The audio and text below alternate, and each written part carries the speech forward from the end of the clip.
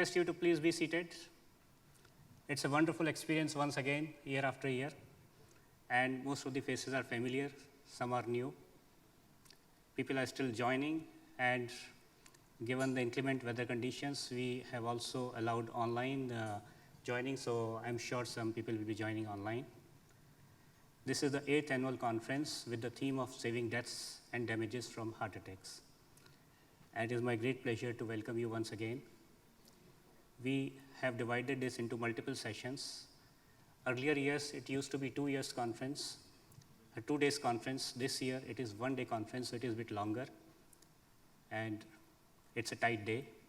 You have to fasten your seatbelt and enjoy the journey. But coffee will be available throughout. Breakfast is available until 9:30 now. Then there will be a coffee break. Again, there will be breakfast served approximately 11:30. Lunch, conventionally it is 1 p.m., but today it is at 1:30 because we are giving a coffee break in between. So this is the plan of the day.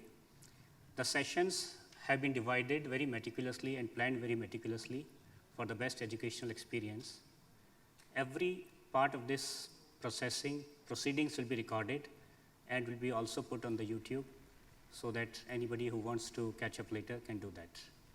The CMEs will be awarded 6.75 from the Dubai Health Authority, already approved, and soon after today, you will start getting your online certificates through the email. We urge and request that you claim, or our guys are actually maintaining that number of hours you are attending, you will get the amount of CM.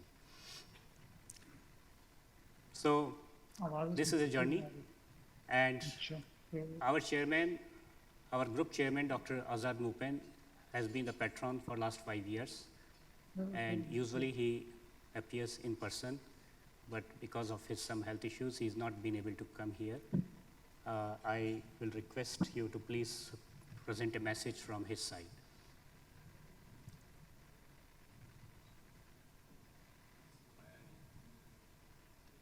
Dear all, I welcome you all to this 8th annual conference of SHAKE on the theme of saving deaths and damages from heart attacks.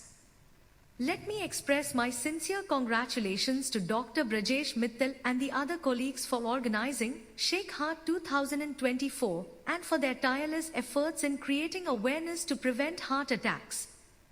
I am hopeful that this conference will provide more insights in educating about acute heart attacks and narrowing the significant gap by creating awareness of the importance of early recognition and early treatment of this major killer. Medical and paramedical personnel require a solid understanding of new techniques and technologies to provide high-quality care, and I am confident that these sessions will equip them with this knowledge.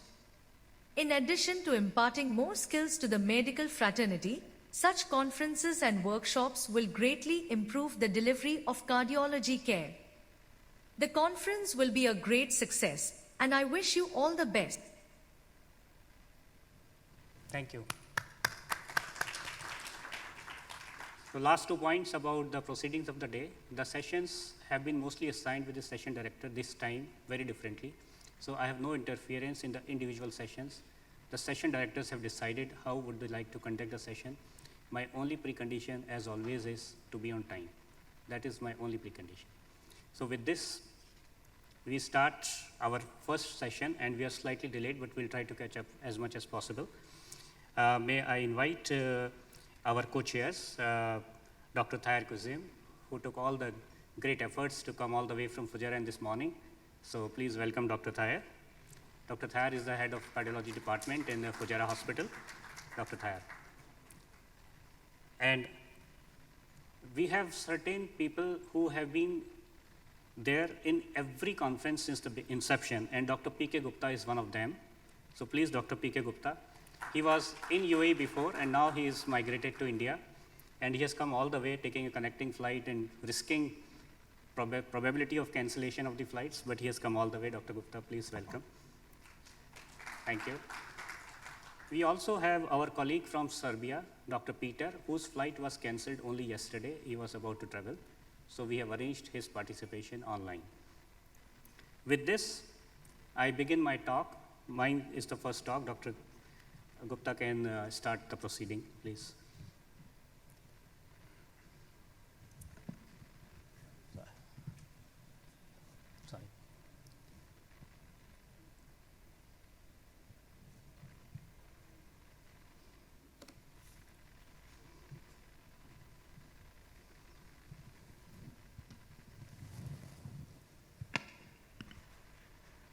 Good morning, everyone, and let me extend a very warm welcome to each and every one of you.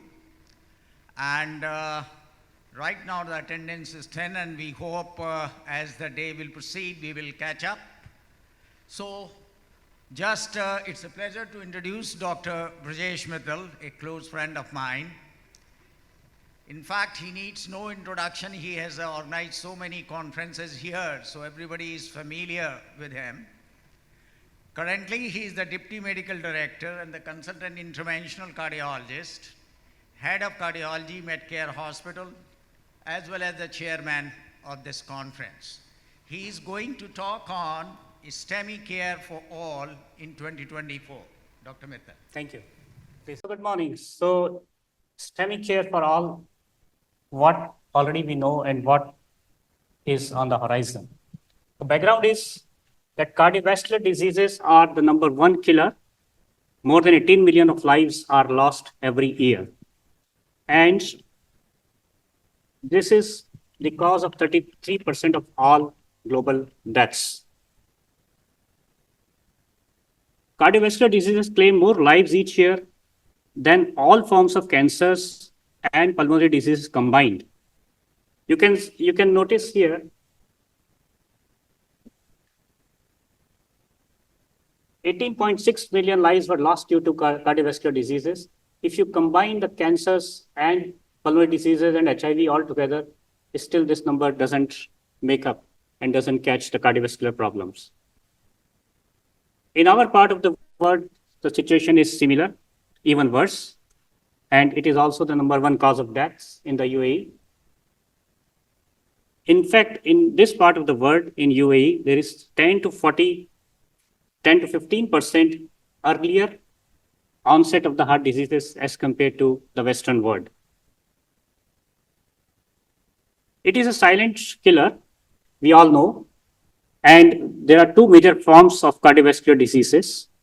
So cardiovascular disease we can divide into almost 2/3 are related to atherosclerotic cardiovascular disease, what we call ASCVD, out of which majority are in the form of heart attacks and coronary artery disease, and some are ischemic strokes. And just to give a glimpse for those who are not very much aware about the STEMI term, is ST elevation MI and cause of heart attack, which we call myocardial infarction in the common language. There is the risk of coronary plaque rupture, disruption, and thrombosis. So what happens? There is a gradual build-up of the plaque inside the artery, and someday it disrupts, leads to a thrombus, and there's a complete occlusion of the artery. And the only thing what to do is to open it fast. And in this whole situation, the cholesterol deposition, it is ruptures like a volcano. You can imagine that way and clogs the artery. This is typical ECG of a ST elevation MI, where you will clearly see the patient is having acute chest pain, a young person, and he presents to the emergency. You can see the ST elevations in the inferior leads, and he was taken up to the cath lab. There is complete occlusion of the right coronary artery, which you can see here. And within no time, it can be opened up. A lucky person came on time, diagnosed on time, treated on time, and went home well. And most likely, he will have an absolutely normal life forever. A very quick idea about STEMI versus non-STEMI. So features of STEMI are there is elevation of the ST segment, there is total occlusion of the artery. The thrombus is fibrin rich, and it needs immediate revascularization, and there is high early mortality of STEMI. Earliest revascularization is the key here. If primary PCI can be performed, must be offered primary PCI. If it is on-site, then within 60 minutes. If it is not on-site and is still possible by transferring within 120 minutes, then do it. And if for some reason no availability of primary PCI, then thrombolysis is the next best option, which should be given within 10 minutes. It's not a disease of man alone. More women die of coronary artery disease than men. It is by far the biggest killer of women. Roughly 400,000 deaths per year from cardiovascular diseases versus 386,000 in men. This is the US data. And STEMI in women consistently carries higher mortality as compared to men in the hospital. And How are they different? They are 10 years older in their presentation, and young women also develop coronary artery disease and have a worse prognosis. And in general, it has been seen that they have atypical symptoms, and usually the women presentation is much later. However, with all this danger, the silver lining is that to a great extent, this is why this meeting is conducted. First, heart attacks are preventable. And deaths from the heart attacks, if it has already happened, is also preventable. And then once everything is done nicely, even the subsequent heart attacks are preventable. This is the crux of this conference. We need multi-level prevention, prevent deaths and damages, prevent heart attacks, and prevent subsequent heart attacks. All these things we should mention. The crux of the problem is majority of the patients in your clinic whom you deem as normal, someday they may present with acute myocardial infarction. Half of them are apparently healthy people, and many of them die even before they can contact the medical facility. In Gulf, our great Gulf, very senior most doctor, Dr. Binbrek is here. He has been in the trial several times, and he knows the trend that in Gulf, we find a number of people who are very young. They have very high rates of metabolic syndrome. Very late presentation is common in this part of the world. Poor acute management, higher rates of long-term mortality, and usually people drive themselves or their friends drive or the family drive. They don't use the EMS, which carries a much higher mortality. So we need obviously a high public education. There are certain Ds of dictum which I have created in this format for easy understanding, that diagnose very fast, decide if you can send the patient for PCI or otherwise thrombolize, direct the patient to STEMI care center, deliver the therapy fast, keep the defibrillator always by the side. So that is why we suggest that patients should not drive themselves. They should actually use the emergency medical services and use of appropriate antiplatelet and antithrombotic medication. No STEMI patient in this current era should be delayed or denied the reperfusion therapy or quick opening of the artery. What lies ahead? What is there on the horizon? I was surprised myself when I opened this topic after 1 year once again for review. There are a lot of work is being done in very different directions. Some of them to mention are, there are new serum biomarkers for the diagnosis. There is one called as fatty acid binding protein. There is another one is myoglobin. Plus there are many more which are on the horizon. Hypothermia therapy, though has not yet been fully in the guidelines, but has been shown to be useful. Supersaturated oxygen therapy is another new therapy which is being developed, which is being tested in more than 1,000 patients up to now, and work is on. Approaches to target inflammation of injured myocardial cells. Many inflammatory therapies are being utilized. In fact, colchicine, a very old medication, is now actually in the ESC guidelines for certain situations of the coronary artery disease patients after MI. And targeting angiogenesis so that neurorevascularization can occur. Stem cell therapy to regenerate the myocardium, the damaged myocardium. Then, obviously, there is a lot of role and a lot of work is being done on the digital and artificial intelligence application, and a lot of telemonitoring from home, including the watches and the wearable devices. In ESC, in the last guidelines, which came only last month, few months before, patient engagement has been shown to be a key element. We should always discuss with the patient. We should talk to the patient. We should explain. So patient engagement has been given a lot of importance. So friends and colleagues, majority of the things you already know, but I will summarize by key takeaways. The key takeaways are as follows. Cardiovascular diseases are the number one killer. More than 17-18 million people lose their lives every year. Heart attacks, acute myocardial infarction are the most common cause of devastation. A number of lives can be saved by timely intervention. Early recognition is extremely important to prevent deaths and damages. Healthcare personnel involved at whatever stage need to identify quickly those patients suffering from acute MI and start initial treatment, then arrange their transfer to the appropriate next center. There is a significant gap in what can be done, what we know, and what is actually being done. We have to narrow down that gap. Public awareness is also of the key importance. We keep conducting the public webinars in different ways. There is a conglomeration of multiple stakeholders, policymakers, insurance providers, healthcare networks, etc., have the collective responsibility in this field. It is equally important to prevent the subsequent acute MI by proper long-term secondary management. You just can't treat the patient today and leave him to die another 1 year later with another MI. That is not the correct way. And rapid developments are underway. Thank you so much. Questions in the end or as you?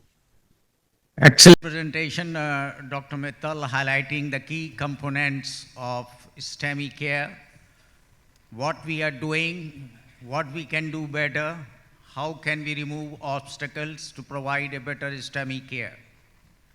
House is open for further questions or suggestions. So, question now or later on? You want now? Okay.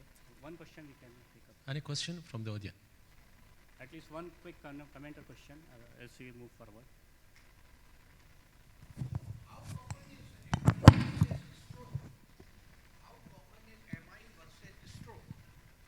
Yes, in our population particularly. yes. In fact, I can tell you exact figure, but to my best belief, 90% out of total ASCVD are coronary artery disease or heart-related disease, and only a fraction, 5 to 10% is stroke. Still. Thanks, Dr. Mittal, especially being the director and he stuck to his time. Thank you very much for that. Now I would request my co-chairman to introduce the second speaker. Thank you, and good morning again.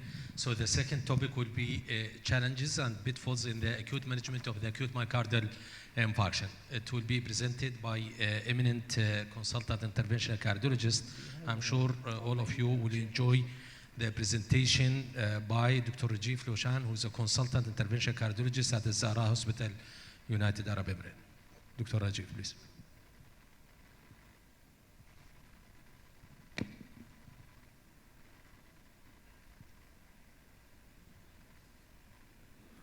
We also have Dr. Peter Otasavic as a co-chair online. We can't see him, but he is available and he can also comment.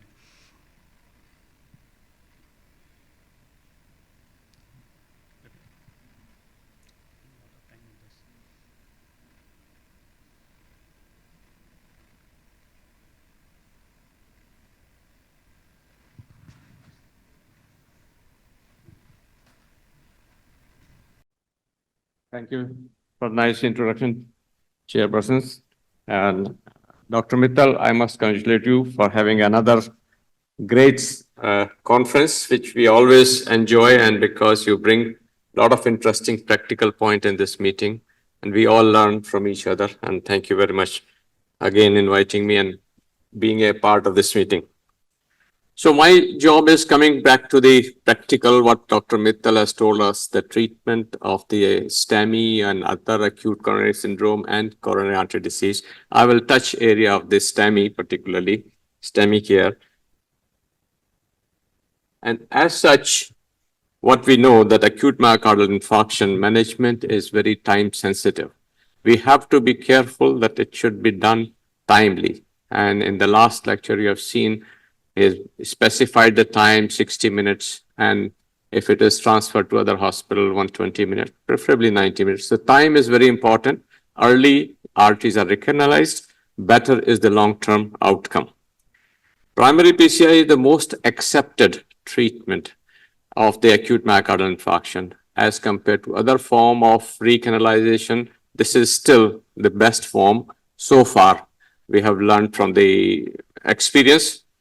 And most of the importance is if it is delayed, it leads to left ventricular dysfunction, which has got a long-term effect on morbidity and mortality. Main problem challenges happens in the STEMI care.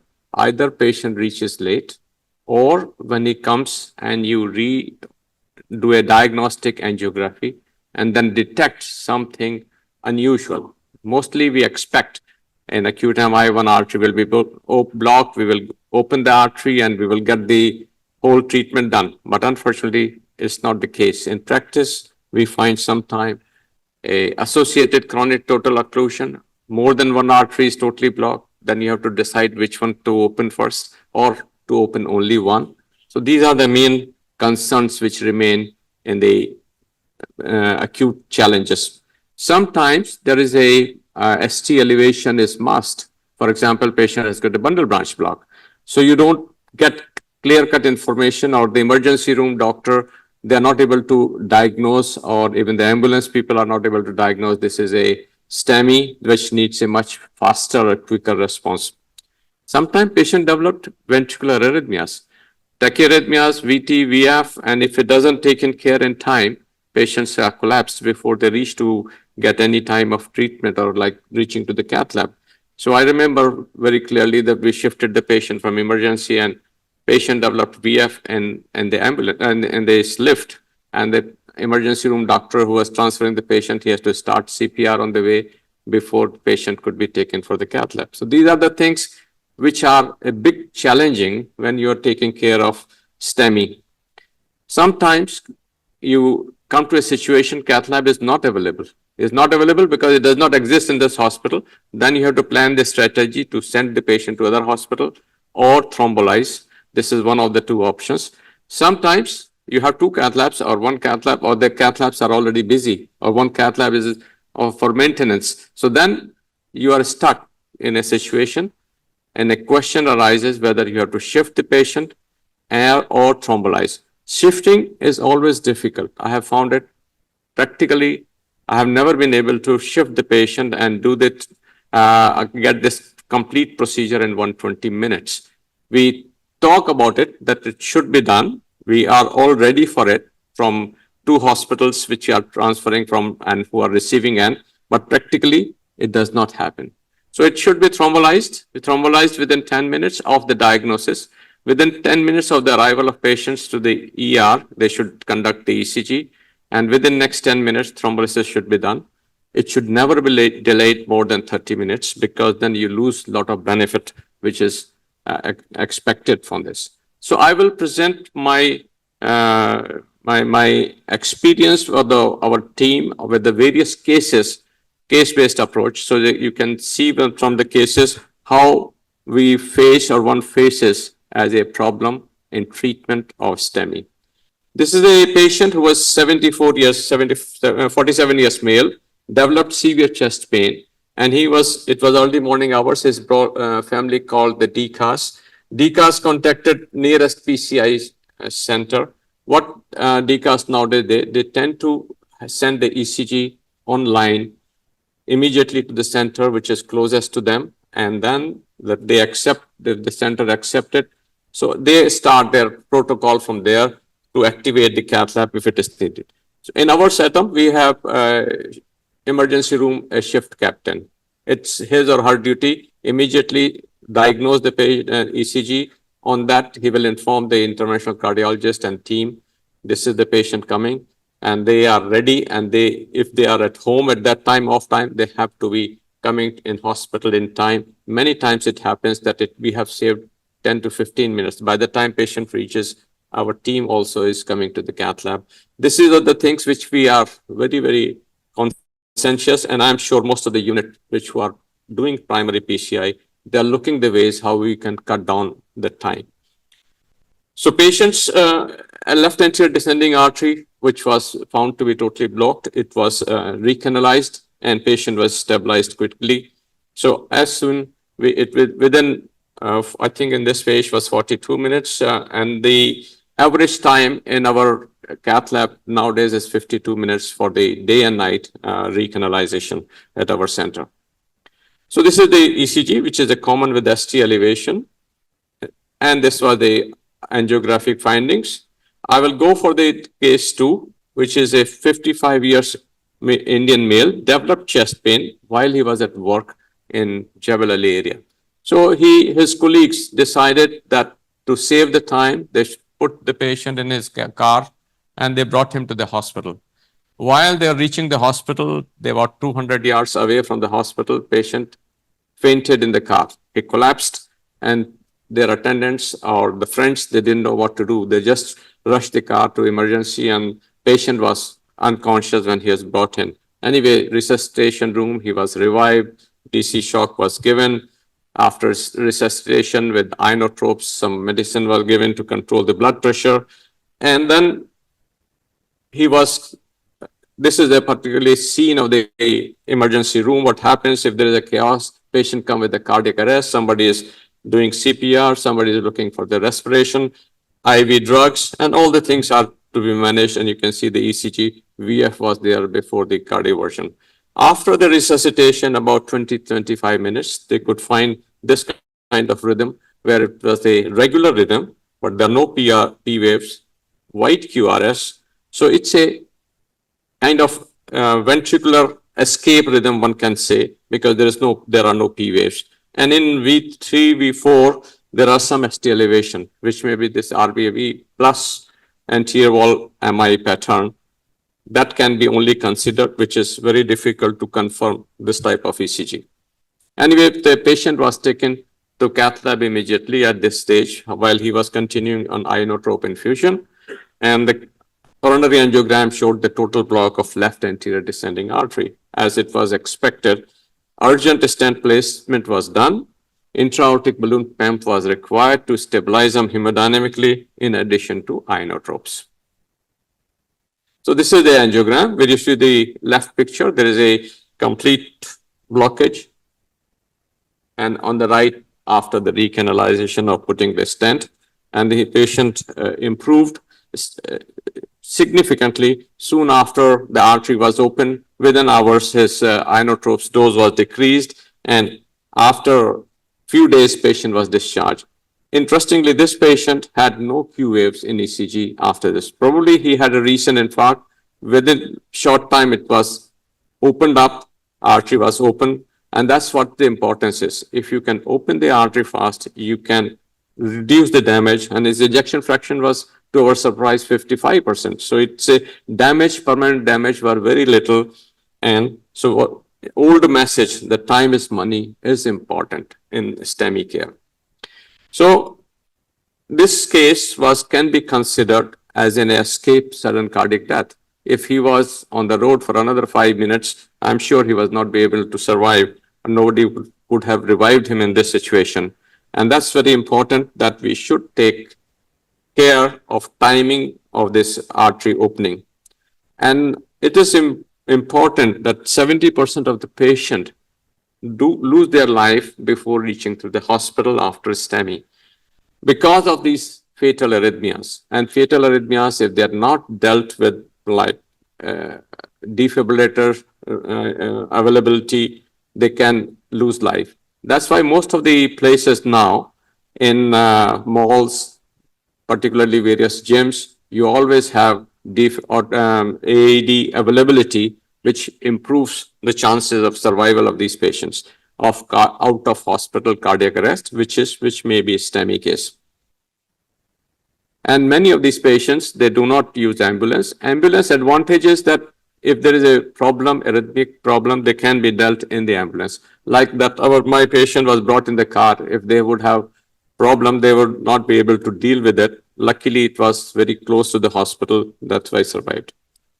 Primary PCI in critical left main stenosis, STEMI with pulmonary edema and impending shock. This was another presentation of a patient, and it was very difficult to take care of this patient. So this is an 81-year-old male brought in ER ambulance due to severe chest pain, acute dyspnea, and hypotension.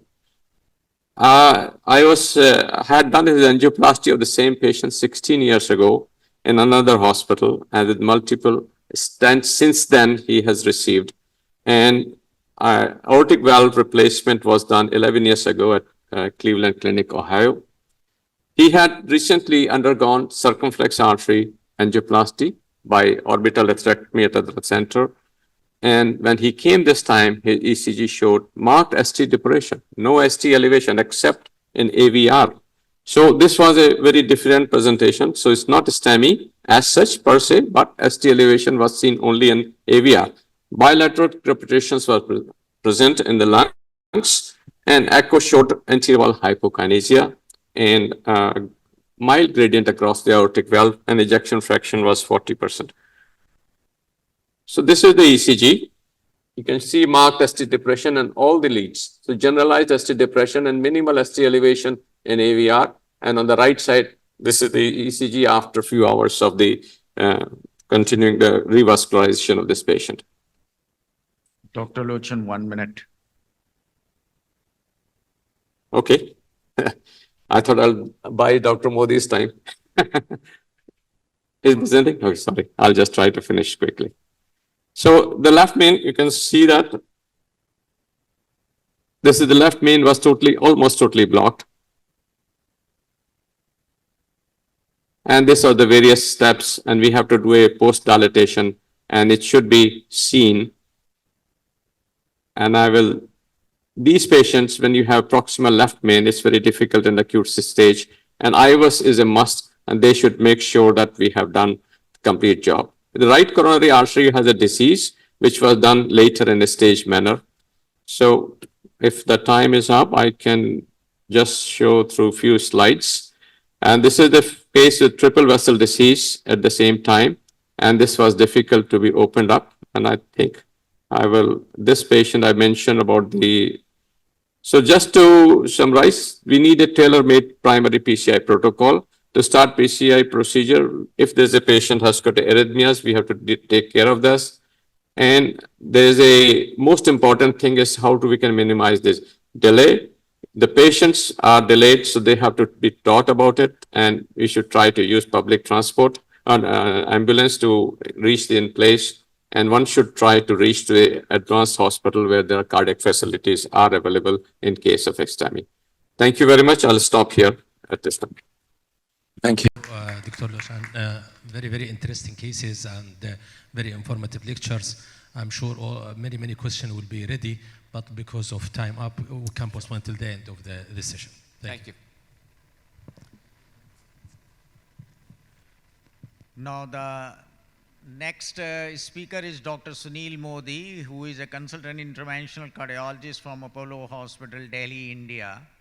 And he is going to talk on pharmacoinvasive therapy.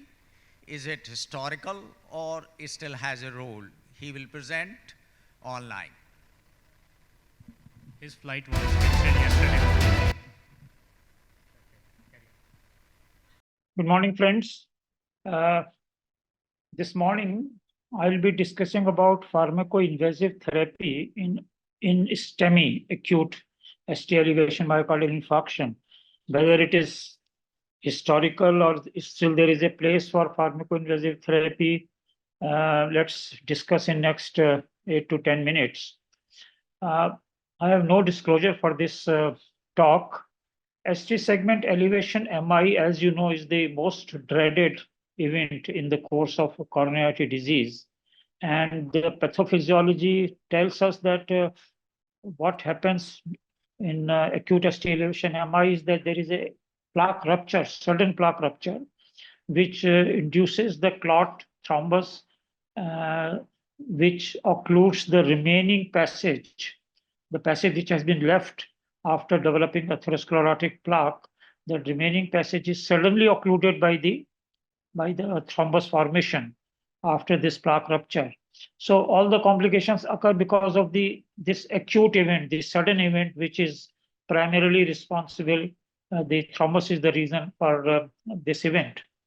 Now, management naturally includes reperfusion. As soon as possible, we should be able to supply blood to that affected area by opening that blocked artery in some way or the other. And the various options have been there in the past for treatment of acute STEMI, indicating at reperfusion. The primary PCI is the procedure which we do directly as soon as the patient comes with the STEMI. We take the patient to the cath lab, picture the artery, see the blocked area, and try to open that vessel as quickly as possible without any preceding thrombolysis or preceding any other major intervention.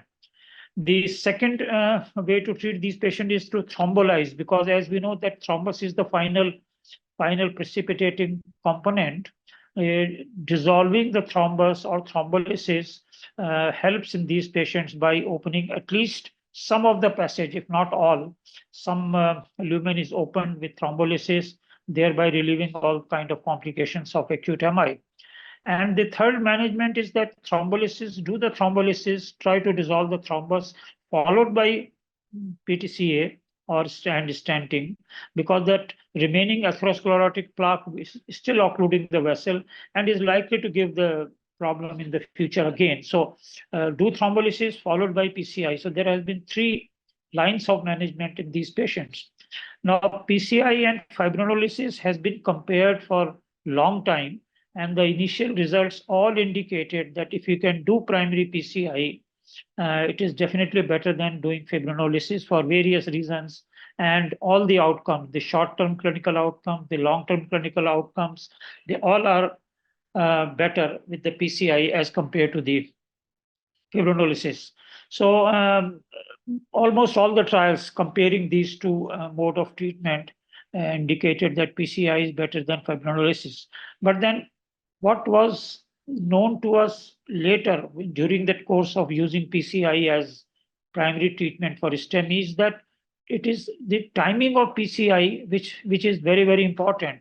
If it can be performed without delay, and that delay means the balloon catheter inflation within 90 minutes of the arrival of patient in the emergency department, then it has been found to be good and reducing the complications of acute MI. But if the primary PCI is delayed beyond 90 or 120 minutes by various guidelines, then the advantage of primary PCI is lost. So only 25% of the hospitals in US, I mean, we can extrapolate in our scenario of India, but then only 1 out of 4 hospitals in US are capable of doing primary PCI. 82% of STEMI patients transferred from non-PCI hospitals for primary PCI in US, again, yes, US data, have door to balloon time more than 120 minutes, which is not ideal. Ideal is less than 120 minutes. Best is below 90, maximum up to 120 minutes. So almost 4 out of 5 patients who were transferred to non-PCI hospitals without doing any intervention for doing primary PCI had already elapsed 120 minutes or more before they were taken for the PCI in a situation of acute MI. So this data suggests that something needs to be done. In most of these patients, which will be 75% here and 82% here, something needs to be done, which will help in these patients and not only depend on the primary PCI.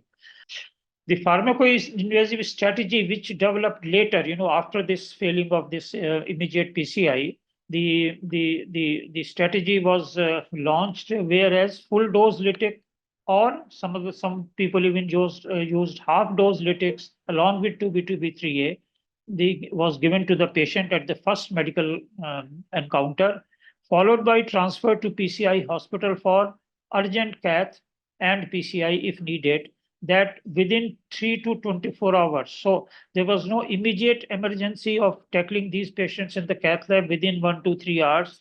The patient was transferred depending on the distance to that PCI capable hospital. Between 3 to 24 hours, the cath was done, and then subsequent treatment was done with PCI if required. And this was done regardless of whether there is a successful reperfusion or not. Even if thrombolysis showed good ST settling, the patient was taken to the cath lab, the pictures were taken, and then if there is a residual stenosis indicating the need of PCI, the PCI was done. Some of the patients naturally had major component of thrombus which got dissolved with early thrombolysis, and they did not even require PCI or stenting, but at least these patients were angioed and the exact situation was found. Since the PCI is performed after early prothrombotic phase has already subsided in these pharmacoinvasive strategy, it is claimed to reduce the chances of reocclusion and even reduce the chances of bleeding. You are doing it not in one or 2 or 3 hours. You are doing it, let's say, after 6 hours, 12 hours, within 24 hours. By that time, the excessive bleeding incidence, which was seen in the immediate PCI strategy, was not seen, and even the prothrombotic conditions were reduced in these patients with pharmacoinvasive strategy. So a need for pharmacoinvasive strategy is very, very obvious because delay is there in reaching to the to the PCI capable hospital, delay by the patient side, delay in the diagnosis, doing an ECG, reaching to the PCI center, traffic jams, no ambulances, and no PCI hospitals nearby. Even if they reach PCI hospital, tertiary centers, the finance problem, availability of PCI cardiologists, availability of cath lab during busy hours, consent, in our Indian settings, like if you don't have family relation, the consent taken by the single person is extremely difficult.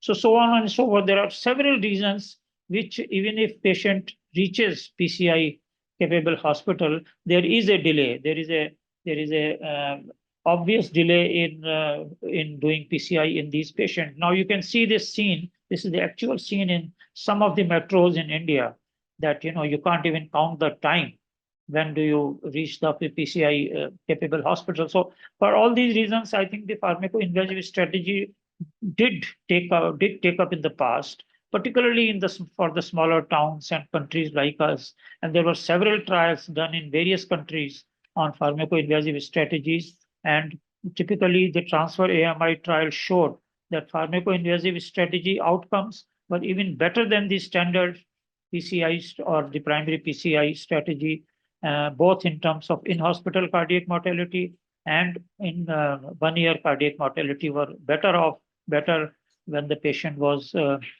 given a pharmacoinvasive treatment rather than the primary PCI treatment. So many other trials subsequently were done after transfer AMI trial, which was the most standard trial. Many other new trials were done, and they all showed the similar results. The more than 80% infarct-related artery patency was associated with early fibrinolysis, even when the total ischemic time was about 4 hours.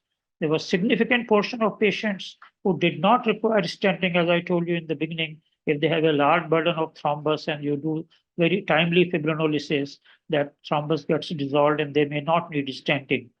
Even if they needed PCI, there was a lower thrombus burden in these patients after receiving thrombolysis. And you know how difficult it is to tackle the thrombus in the cath lab. So these patients were, the PCI became easier because of the previous fibrinolysis. There was no increase in the bleeding risk.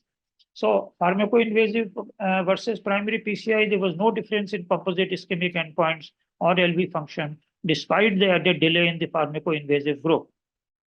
Advantage of pharmacoinvasive therapy, it can be initiated even in the peripheral center or even in the ambulance. You can give a shot of thrombolysis outside the hospital, gives additional time to the transport patient to PCI facility, and widens the window between thrombolysis and PCI. Avoids doctors' accidents who rush for PCI in the middle of night for primary PCI. You can take your time after patient has been given pharmacoinvasive thrombolysis. Allows liberal use of antiplatelets, anticoagulants, GP2B3A, increases TIMI3 flow in infarct-related artery prior to PCI. TIMI3 flow in infarct-related artery with multivessel disease allows even elective CABG instead of multiple procedures, because you get high percentage of those recanalized vessels. Now, choice of thrombolytic agents in this pharmacoinvasive strategy is very, very important. It is only tenecteplase which has been shown to be most specific in giving that good outcome in pharmacoinvasive strategy, and that's why it has been given level of evidence 1A. Why? Because tenecteplase is more fibrin specific than TPA and is not associated with paradoxical thrombus activation. Whereas ritaplase, alteplase 1B, 1C, and streptokinase is 2B. It's not an ideal drug for pharmacoinvasive strategy because of the excessive bleeding, and you have to wait in streptokinase patients to perform PCI in the later half of 3 to 24 hours window. If you perform it too early, like 3 hours, 4 hours, 5 hours, the chances of bleeding are far more. And naturally, radial approach is preferred in all these patients of pharmacoinvasive strategy. So to conclude, pharmacoinvasive PCI is the second best option in acute STEMI if primary PCI is not possible. Based on the clinical evidence, pharmacoinvasive strategy has come up as a class 2A recommendation in most of the guidelines of ACC, AHA, or European guidelines. Optimize your local STEMI network so that you don't need this second best option. You'll be able to do the first best option. It is matter of conscience, opinions of majority does not count. So don't believe the people who just keep on saying primary PCI, primary PCI. Wisdom lies not in the amount of knowledge, but the degree of its application. Thank you very much. And I'll be there for discussion and for the questions whenever you have allotted the time. Thanks, Dr. Modi, for giving an excellent overview of pharmacokinesis therapy, and we would certainly like to have a discussion with you at the end of all the lectures. Thank you very much again. Thank you very much, Dr. Mittal. Thank you. Thank you. Sorry we missed you here in person. Perfectly okay. We can see you very well, Dr. Mittal, and our Dr. Lochan and everybody. Thank you. Thank you. Okay, thank you. So after this 3 lectures of acute myocardial infarction, but coronary artery disease is not only acute, some should be sometimes even chronic. So now the last talk about chronic coronary disease, to stent or not, it will be presented by Dr. Jairam Ithal. He's a well-known consultant interventional cardiologist, and he's currently working at Burjeel Hospital in Abu Dhabi. Doctor. So I comment here that I have included this talk from the person who does the most stenting. Thank you. So thank you very much, sir. And coming from someone who used to stent quite a bit, I'm here to try and tell you all that we probably don't need to stent as much. So to start with, sir, thank you very much for the introduction. Congratulations on, again, yet another successful program. Today's topic is going to be on chronic coronary syndromes, and do we actually need to stent most of these patients? So just to give a quick overview of what chronic coronary disease is, anything that is not acute, once stable, becomes chronic. So these are patients who are discharged after any acute coronary event. They're patients with suspected LV systolic dysfunction due to coronary artery disease or stenosis. Patients with stable typical anginal symptoms with or without any supportive testing for the same. Patients with microvascular angina who present with the same symptoms, and or asymptomatic patients who by routine testing, stress testing of any time, of any kind, are found to have positive stress tests, thereby suspicion of coronary artery disease. Now, just as a show of hands, here are 4 angiograms that we had performed in the last 2 or 3 months. Just want to know, would everyone stent all these arteries or subject them to some sort of treatment? Just by a show of hands, so top left, that's the right coronary artery. Everyone would do some intervention for that. Then the left anterior descending on the top right. The circumflex here, bottom left, and that's the diffuse disease in the left anterior descent. So these are patients that we've seen in the recent past, and I'll take you through at the end of the program as to what happened to these patients. Risk stratification and relation to treatment. This is imperative in patients with chronic coronary syndromes. So risk stratification is not just finding out if a patient has got angina or no. It involves multiple variables, demographic variables, social, medical variables, trying to find, predicting risk of actual significant coronary artery disease with the risk scores, finally leading on to testing, either non-invasive or invasive coronary artery angiograms. Now, the recommended treatment for most of these patients is optimal medical therapy. Right? Invasive coronary angiogram is recommended for a very few, and I'll go through those conditions soon. What are the demographic variables you are looking at?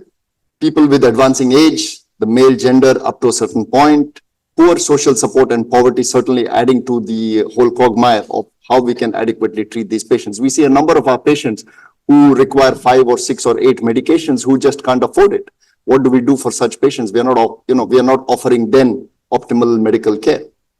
Patients with strong medical history, apart from the known risk factors that we are commonly aware of, chronic kidney disease, the presence of depression, very prevalent now post-COVID, the last 3-4 years, and most important is poor compliance. What about biomarkers? Presence of high sensitive troponin or the presence of BNP.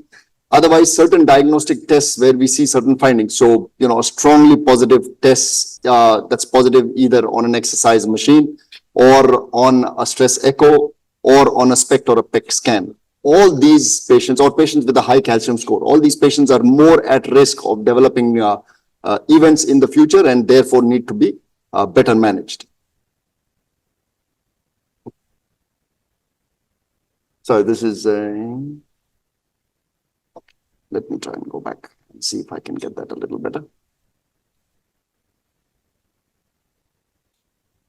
Okay, sorry, it's not a very clear slide, but just to give you an overview of how to go about treating these patients, most important is assessment of clinical symptoms. If the symptoms are suggestive of an acute coronary syndrome, you go down that path.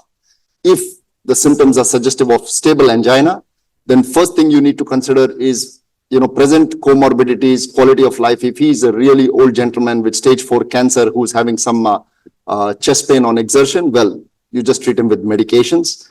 Suppose the patient has got a non-anginal pain, then you go down that route and treat him, for whatever else his condition may be.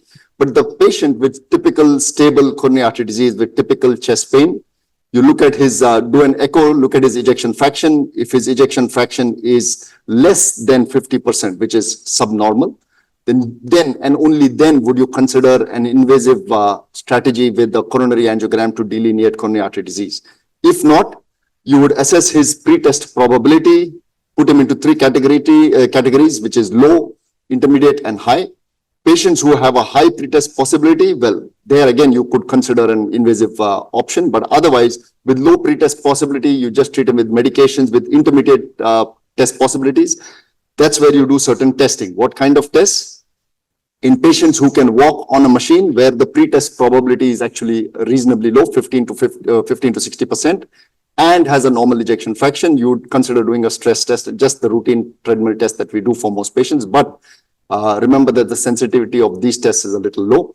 Certainly, the best test to do in these kind of situations is some sort of stress imaging, either a PET or a SPECT scan, plus minus the role of a CMR. So most guidelines recommend the same, and just to make this easy, we'd go to this slide where the most important thing is the first box, where in patients, we see a change in functional status, right? Patients who are otherwise clinically stable, this does not hold good. But in patients where despite optimal medical treatment, we see that there is a change in functional status, doing one of the imaging studies like a stress echo, MRI scan, cardiac MR, or a PET or a SPECT scan will certainly help aid diagnosis. In patients where the ejection fraction is low, doing an invasive coronary angiogram is probably the first treatment, the first diagnosis of choice. What are the goals of treatment? Certainly, hard endpoints, look at cardiac death, try and reduce that, reduce the number of ischemic events, certainly try and reduce disease progression. And that's why it's no more called stable or, coronary artery disease. It's called a coronary syndrome because it's a dynamic process that's happening. And most important, try and limit symptoms. So the general approach is, of course, a lot of shared decision making between the patient and maybe a heart team.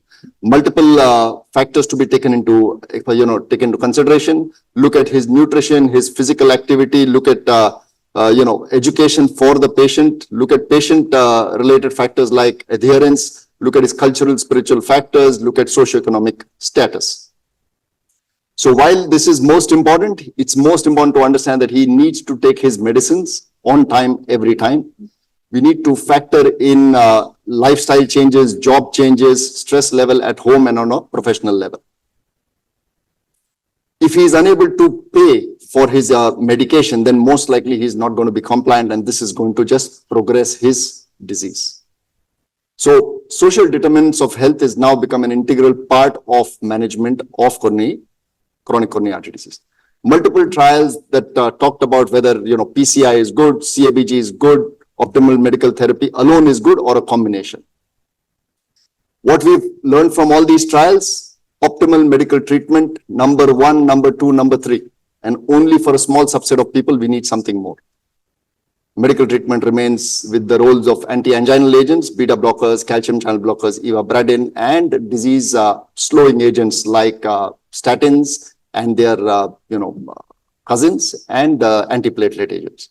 Small set of people would require revascularization, patients with a low ejection fraction, multivessel severe disease proven with either IVUS or FFR, severe stenosis more than 90% in proximal vessels, large area of ischemia on any of the non-invasive tests, and or last, persistent angina. Busy slide, let me just make it easier for you there. So pretty much revascularization in chronic coronary artery disease is recommended for patients despite optimal treatment with continued limiting symptoms. In patients with a low ejection fraction, CABG is treatment of choice. In patients with complex coronary artery disease, you'd want a heart team approach where you would have the surgeon and interventionist sit together and decide what's best for the patient. And in patients with intermediate, which is 40 to 90% stenosis, doing a flow wire study is probably a good idea to determine further treatment. So patients who require revascularization, left main involvement, diabetes with multivessel disease, CABG is treatment of choice. Poor surgical candidates or those with a low syntax score, one can offer angioplasty. So again, treatment of choice in this via simple algorithm: triple vessel disease, diffuse disease, low surgical risk, CABG. Triple vessel disease with isolated stenosis, a heart team approach, and then determine whether PCI or CABG, one of them will benefit. Patients with one or two vessel disease without the LAD or the left main involvement, certainly doing an angioplasty is probably treatment of choice. Otherwise, again, the heart team approach to decide what's best. What are we looking for? With all the studies that said that optimal medical therapy is important, what we now know is that we have more things. Yes, last 2 minutes. In our armamentarium, newer generation drug-eluting stents, drug-coated balloons, and the use of IVUS and FFR to determine adequacy of treatment. Patients with acute coronary syndrome certainly need more close follow-up. Patients with chronic coronary artery disease don't need functional testing unless there is a change in their clinical status.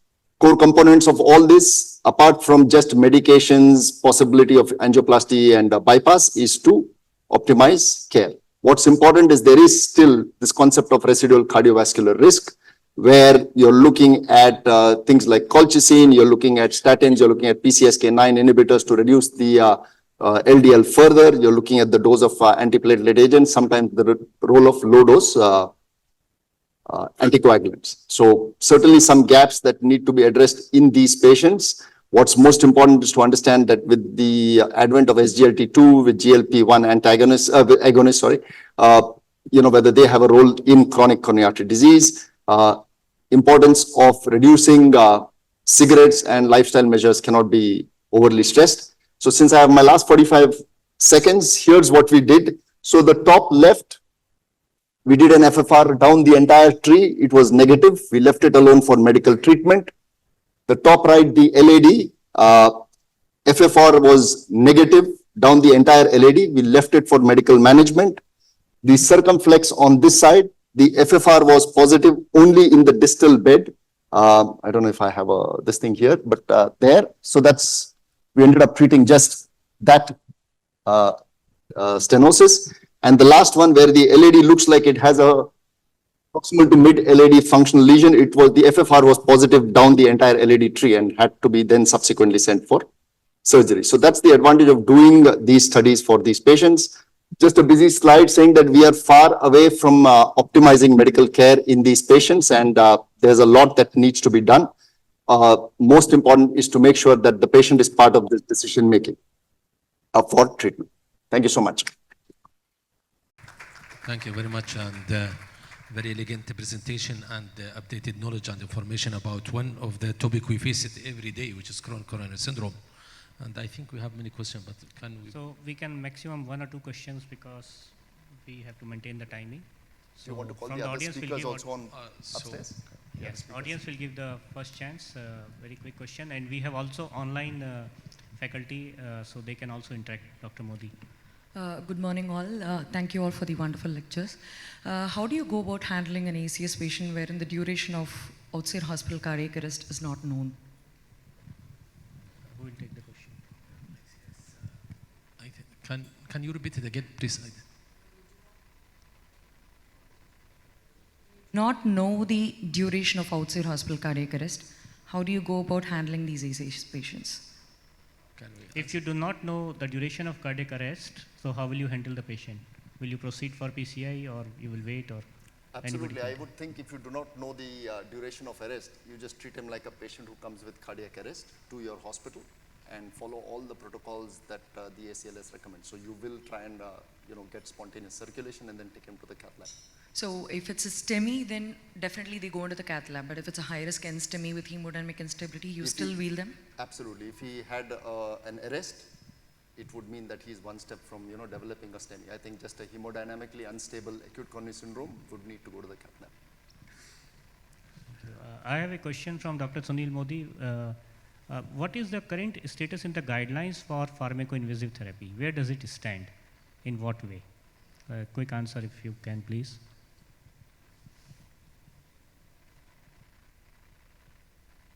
Dr. Modi, could you hear me? Unmute yourself. Yes.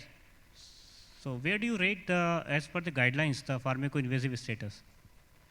Now, first of all, tell me, am I audible? Yes, you are very much. Okay. Thank you very much, Dr. Mittal. First of all, what time didn't allow me to thank the organizing team, Dr. Mittal, and your IT people, who were so smart. Yesterday, when they were recording the Zoom recording, they didn't allow me even to give half a minute more than 12 minutes. So I really appreciate them. Sorry for that. That is, that is something which is very appreciable. Please convey my thanks to those people. Secondly, the standard, as I fully agree with Dr. Rajiv Lochan, who told that he has not done any patient transferred from the other hospital like direct PCI. So this is a very, very practical problem that if you start thinking of transferring patient from hospital A to B to C, it is just not possible to maintain that 90 minutes or 120 minutes door to balloon time. So if you are not doing direct angioplasty in the same hospital for an acute STEMI, you must follow the pharmacoinvasive regime. Give thrombolysis, give TNK, and then sit down with the patient and relations. You have time, 1 hour, 2 hours, 3 hours, 4 hours to discuss with them. Why are we sending you to the other hospital? Let the other hospital be ready, prepared for taking that patient, and then do the whatever is required, angio plus minus angioplasty. So pharmacoinvasive, we are getting more and more patients who are suited for pharmacoinvasive rather than primary PCI. Primary PCI is really like Dr. Lochan showed somebody arrested in front of the hospital or somebody already admitted in the hospital for some other reason. They got acute STEMI. Those are fine. But patients coming from the other hospitals practically are never suited for direct angioplasty or primary PCI. So indication today also is exactly the same as indication of pharmacoinvasive was 10, 15, 20 years ago. We haven't changed any indication. Whenever we feel that patient cannot go direct angioplasty within 90 minutes, within 120 minutes, then we always advocate TNK followed. Thank you so much. And thank you for being cooperative in recording and re-recording and then being present in the morning. So thank you so much. Very last one comment from our co-chairs, and then we proceed for the next session quickly. Right, so we had a wonderful session having a whole spectrum of coronary artery disease from acute STEMI to the chronic coronary artery disease. At one end of the spectrum, in the acute event, the PCI has got a very beneficial role. Other end of the spectrum, in the chronic coronary artery disease, predominantly it's an optimum medical therapy. In a small subset, we have got intervention. So that's the message of the session. Dr. Mitra. Thank you so much, Dr. Tyre. Any last comment from your side? Thank you very much for all the speakers. Actually, they remind us and updated us about the guidelines. Acute MI and chronic coronary syndrome, these are very common and very risky condition. We face it every day. So the speakers were very elegant. I think all of them and all the audience, they have questions, but maybe we'll leave it later on to meet the speaker to speak with them. Thank you, Dr. Mita, for this meeting. Thank you so much for conducting the session and being co-chairs, and thank you all the speakers. We proceed for the next session immediately without wasting any time further. In the next session, there are several issues in cardiovascular diseases. Our first three speakers, all three were actually supposed to be coming and their flights were cancelled, so they are all available online and the lecture is already recorded. I invite the chairs, Dr. Georgie Koshi, He struggled for 5 hours on the road yesterday from Abu Dhabi to Dubai. So I hope you had a double breakfast today, and please join us. Dr. Rahul Chaudhary is a prolific young boy, I would say, for us, for our standard. It's a very wonderful boy. Please come on. Boy for us, for all of us, we are here for 20 years. He's only for 2-3 years, but he's a very dynamic interventionist. And we have our very dear friend and colleague, surgeon, Dr. Samir Diwale. Please join the dais. And I also invite Dr. Ambrish, because Dr. Srinivas Kumar is not available on site, though he may be there online. Dr. Ambrish will also join for the discussion. And so please start the sessions. First 3 lectures are all recorded. Good morning, friends. And this is Dr. Atul Mathur from New Delhi. And first of all, I begin with my apologies for not being able to make it this time physically due to this unexpected change of weather, which made me cancel my trip to Dubai. But I am sure that everything is settling down very fast and all of you are safe and healthy. Today we are talking about pulmonary embolism. We know that this is the 3rd most common cardiovascular disease. And the incidence, of course, in US is nearly 9 lakh events every year.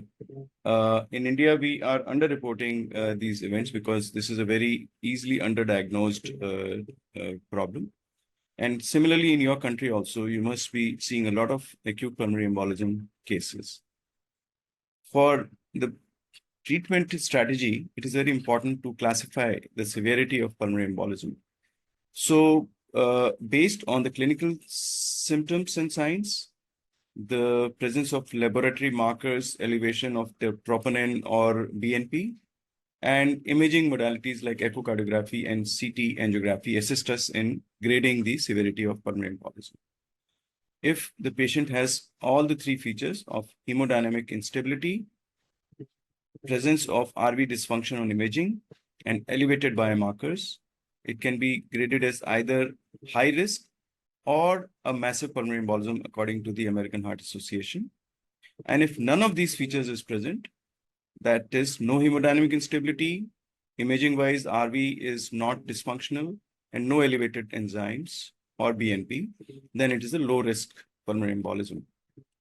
Rest of them, where there is no hemodynamic stability, but instability, but RV dysfunction or elevated biomarkers may be present, is intermediate severity or submassive pulmonary embolism. So the minor pulmonary embolism is the commonest of these, fortunately, with no mortality, good prognosis, constitutes more than 50% of the cases. And the submassive or the intermediate category contributes nearly 40% of the cases, with a 21% mortality at 3 months. The massive pulmonary embolism or the high-risk pulmonary embolisms, although they are less common, less than 5% of the overall pulmonary embolism cases, but the mortality is nearly 60% at 3 months. So that's the worrisome part. And the treatment strategy has to be risk-based. So the ideal time for intervention is when you start finding the evidence of right ventricular dilatation, as well as elevation of biomarkers like troponin or BNP. That is the right time to intervene in the form of thrombolytic therapy or catheter-directed treatment of these patients. Otherwise, if you miss this right time of intervention, then this patient will rapidly spiral down into cardiogenic shock and poor outcomes.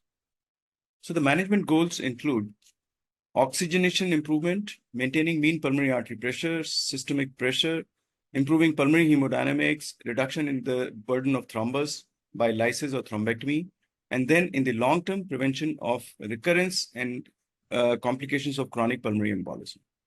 Now, depending on whether the patient has a contraindication or no contraindication to thrombolytic therapy, our approach to their management will be decided. So if the patient has no contraindication to fibrinolysis, we can offer them either systemic or catheter-directed fibrinolysis. But if there is evidence of absolute contraindication to fibrinolysis, then we have 2 options, either catheter-based embolectomy or surgical embolectomy of these patients. Certain situations where you have absolute contraindication include hemorrhagic stroke or unknown category stroke, or any central nervous system damage or neoplasm, ischemic stroke in the last 6 months, or a head injury in the last 3 weeks or 1 month, and a gastrointestinal bleed in the last 1 month will constitute absolute contraindications. So as far as systemic thrombolysis is concerned, the greatest benefit will come if you treat early, that is in the first 48 hours of these patients, although the therapeutic window will extend for 14 days. Mostly this form of treatment is underutilized, even in the presence of clear-cut indications of evidence of pulmonary embolism. So, although we know that thrombolysis causes increased bleeding risk, but when the risk of bleeding is not high, it is reasonable, that is a class 2A indication, to do thrombolytic therapy, systemic thrombolytic therapy in massive acute pulmonary embolism cases. In submassive, it is a class 2B indications where there is clinical evidence of adverse prognosis in these patients. But fibrinolysis is clearly not indicated in mild pulmonary embolism. That is a class 3 indication for this. There is enough evidence that favors the use of systemic thrombolysis. Use of single dose tenecteplase was evaluated in the trial in intermediate risk pulmonary embolism patients, which showed significant reduction in mortality as well as hemodynamic collapse, more so of hemodynamic collapse rather than benefit in mortality. So there are various fibrinolytic agents, which include streptokinase, urokinase, RTPA, retiplase, tenecteplase. Commonly, we use RTPA in the dose of 0.5 to 1 milligram per hour per catheter. This total dose is typically delivered within 12 hours or maybe sometimes in 6 hours also. A low dose weight-adjusted heparin is also concomitantly given to these patients. One of the trials which was looking at intermediate high-risk patients, the Optimize P trial, demonstrated that the lower doses and shorter infusion also is equally effective when you give systemic thrombolysis to these patients. The current impetus is for use of catheter-based treatments.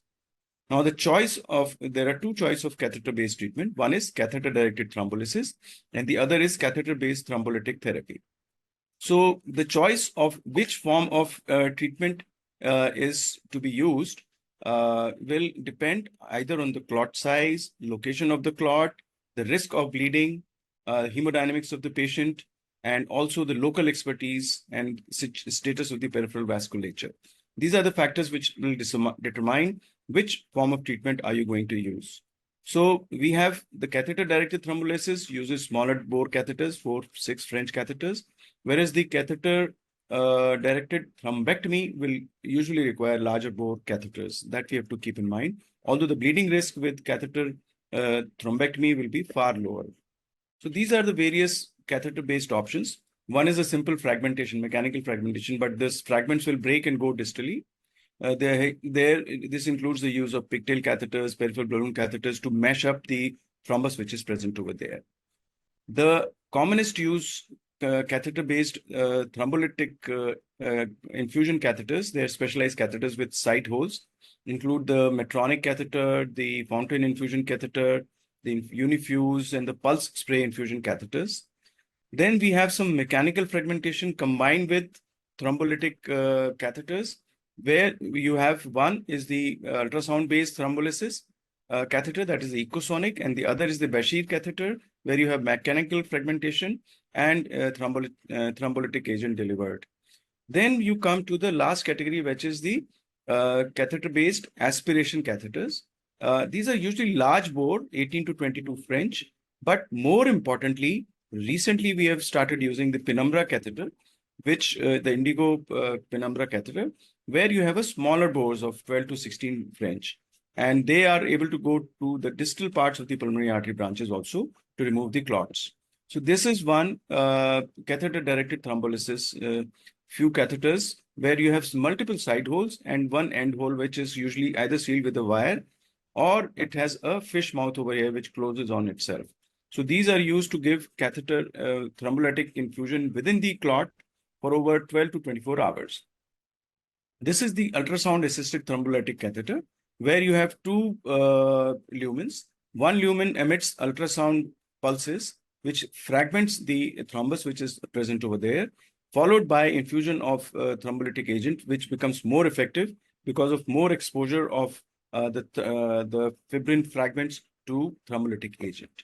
And finally, we have the pharmacomechanical or the Bashir catheter, where you have thrombus fragmentation produced by by dilatation of a spiral end of the catheter. The spiral basket has multiple mini holes, a total of nearly 48 laser drilled holes, which will infuse the tissue plasminogen activator. So this catheter basket goes into the distal part. This spiral basket opens up, and then through each hole, there will be infusion of pulses of thrombolytic agent over a period of time. Penumbra is the latest one, which we are using very regularly in our labs. It is only an aspiration catheter, mechanical aspiration catheter. And this has started showing excellent results, it is also available for use in other arterial and venous areas of the body. There's plenty of evidence which has more stronger for catheter-directed thrombolysis, and now more evidence is also coming up for catheter-guided aspiration.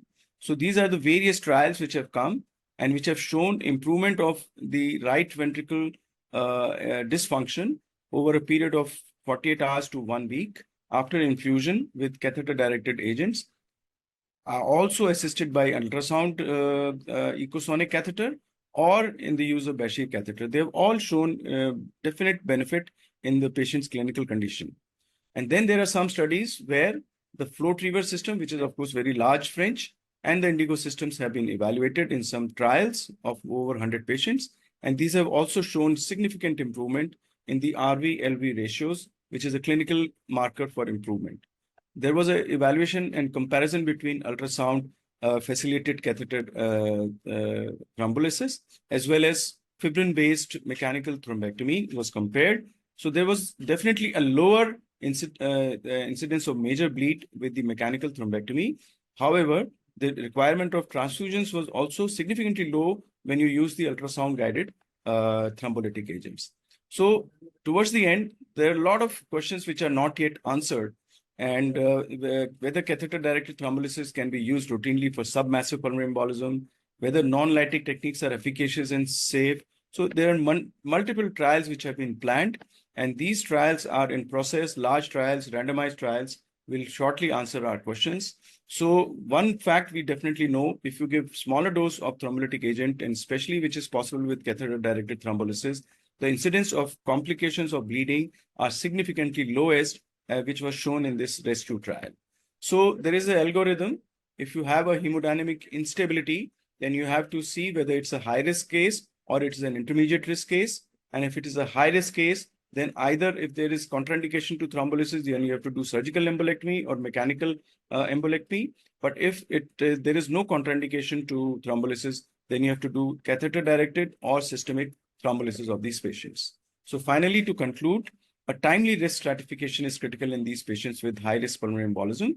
And with use of clinical evidence which is available and studying the RV dysfunction and presence of laboratory evidence of raised enzymes and the amount of clot burden we see with the CT angiogram, they use as useful guides in treating these patients. As of now, catheter-directed thrombolysis is superior to systemic thrombolysis because of far less bleeding complications. And the use of mechanical thrombolytic, aspiration techniques are useful in those patients where thrombolysis is absolutely contraindicated.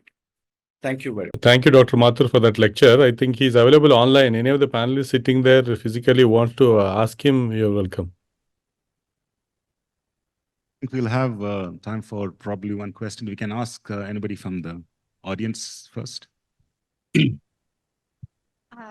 Thank you very much for the presentation. I have a question about my patient. He was a 58 years old gentleman. He had history of pulmonary embolism a few years back. He came to our hospital with symptoms like severe shortness of breath.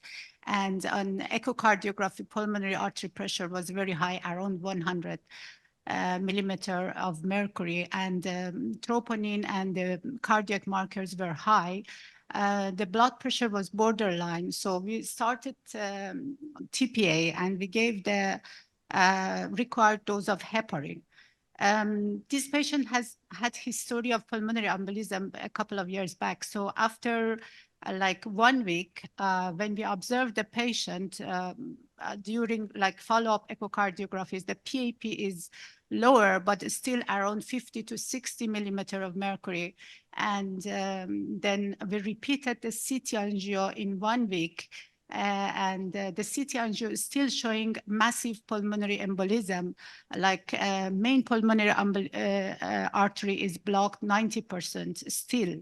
And what's your suggestion for this patient? Because we don't know it's a new clot or it's like acute and chronic pulmonary embolism.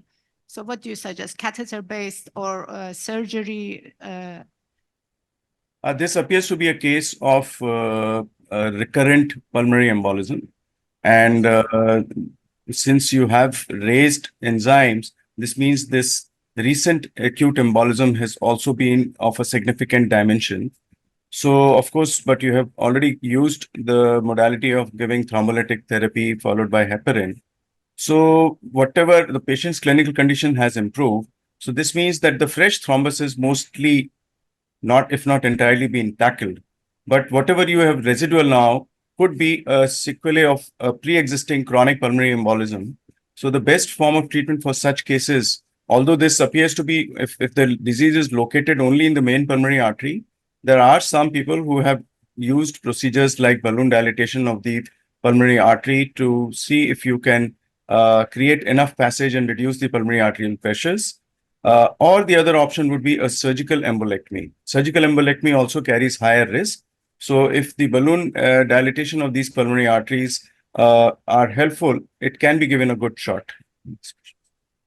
Dr. Mathur, I think BPA is basically for smaller vessels, second and third divisions. But if the large thrombus is there in the main pulmonary artery, that's where I think surgical therapy scores over balloon dilatations. But again, as sir said, the pulmonary thromboembolectomy surgery is also high-risk surgery, and surgeon should be comfortable in offering that therapy. Otherwise, patient it could be learning trouble. As it shows that is acute episode, acute and chronic. The acute thrombus got dissolved. That's how the PA pressure from severe became moderate. But again, chronic pulmonary thrombus, which is organized there, persists.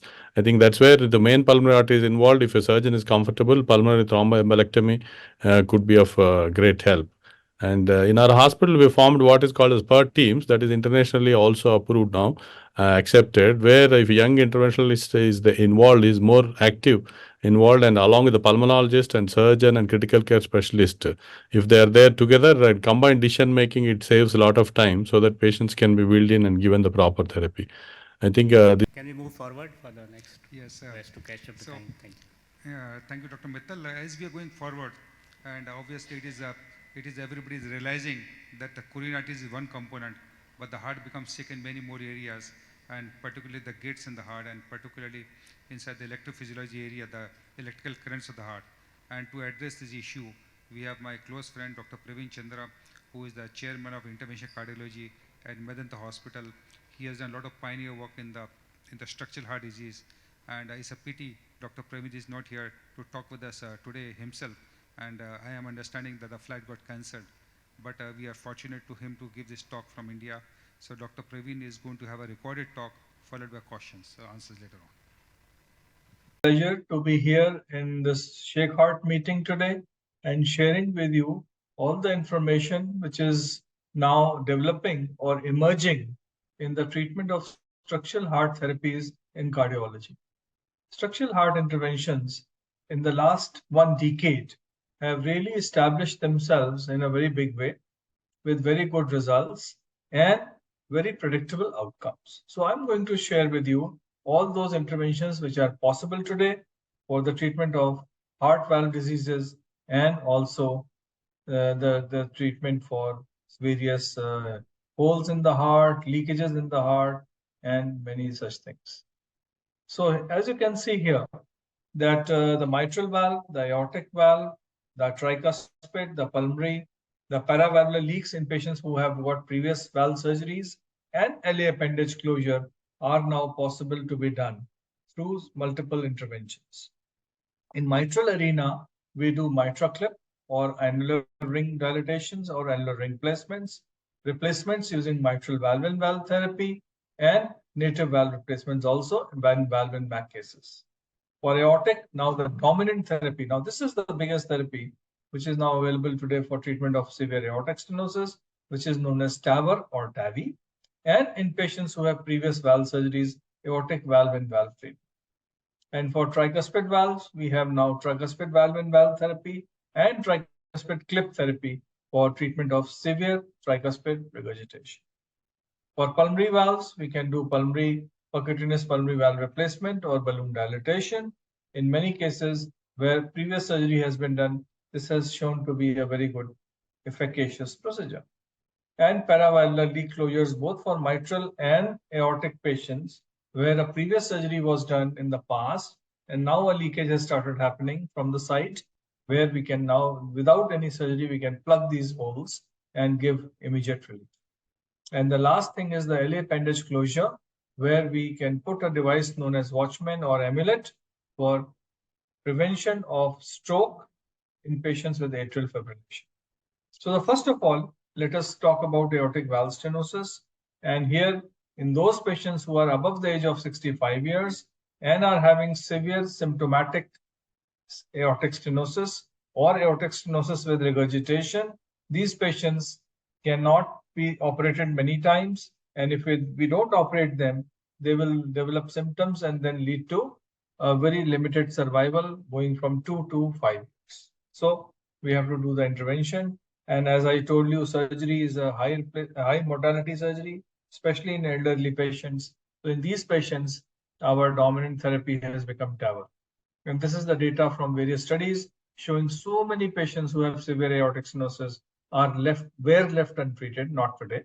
And then that is why many such patients who are above the age of 70 years and are having contraindication to surgery or are high risk for surgery because of a previous bypass surgery or because of chest deformities or severe COPD or porcelain aorta, in these patients, surgeons generally reject them for surgery or aortic valve replacement. And these are the patients where we start taking them for transcatheter aortic valve replacement. So here you see, this is the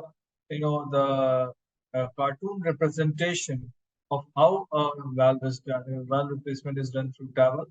And this is the valve, which is the self-expanding valve sometimes balloon expandable. And this is the stent on which it is through the catheter, it will go inside through the arch of aorta and then into the aortic.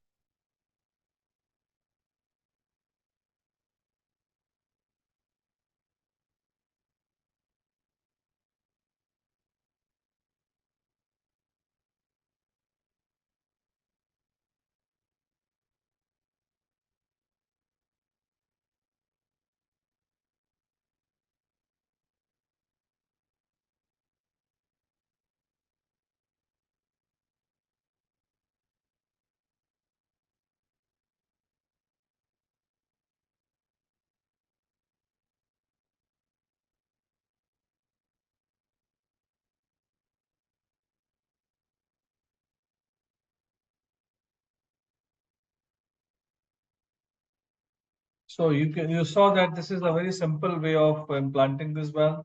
This is how it looks when we are doing our implantation in a patient. It is all captured on the screen in the cath lab, and this is how we are actually approaching it from the femoral artery. As you can see, this is done in the cath lab itself. And after that, once the valve is accessed, the wire is put.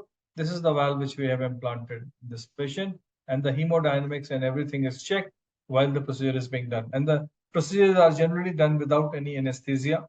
It is under local, and patients are discharged in 2 to 3 days' time. That's how, and we can even access the coronary arteries, check the coronary arteries, or sometimes even do angioplasty if required at the same time. So this procedure has really become very efficient and very predictable and very safe. Sometimes there are patients where both the valves are diseased, like the aortic and the mitral, And in here, this patient received a surgery few years back where we are, implanting two valves at the same time, the mitral and the aortic. And here you can see that these two valves have become degenerated after about 10 to 12 years of surgery. And that is why we want to replace this valve without surgery. And you see that we are replacing the mitral valve here through the transseptal approach. And this is all done under local anesthesia. And this is the first valve which is being implanted in the mitral position. And this is the second valve which is being put in the aortic position. So all done at the same time, which now you can imagine it would have been a very big surgery if we do a second surgery. But with this procedure, it becomes very simple. And we replace both the valves. The patient is discharged the very next day. So both for stenosis and regurgitation, for mitral valves also, we can actually do this procedure. And you can see that these patients, they can be of any age group, starting from 80, 90, 70, all elderly patients are being done today in the, for mitral valve replacement and aortic valve replacement through a transcatheter procedure. For, mitral valve, as you can see separately here, this is one of the devices which we use, which is known as the MitraClip. And the MitraClip again is a transcatheter device for treatment of severe symptomatic mitral regurgitation.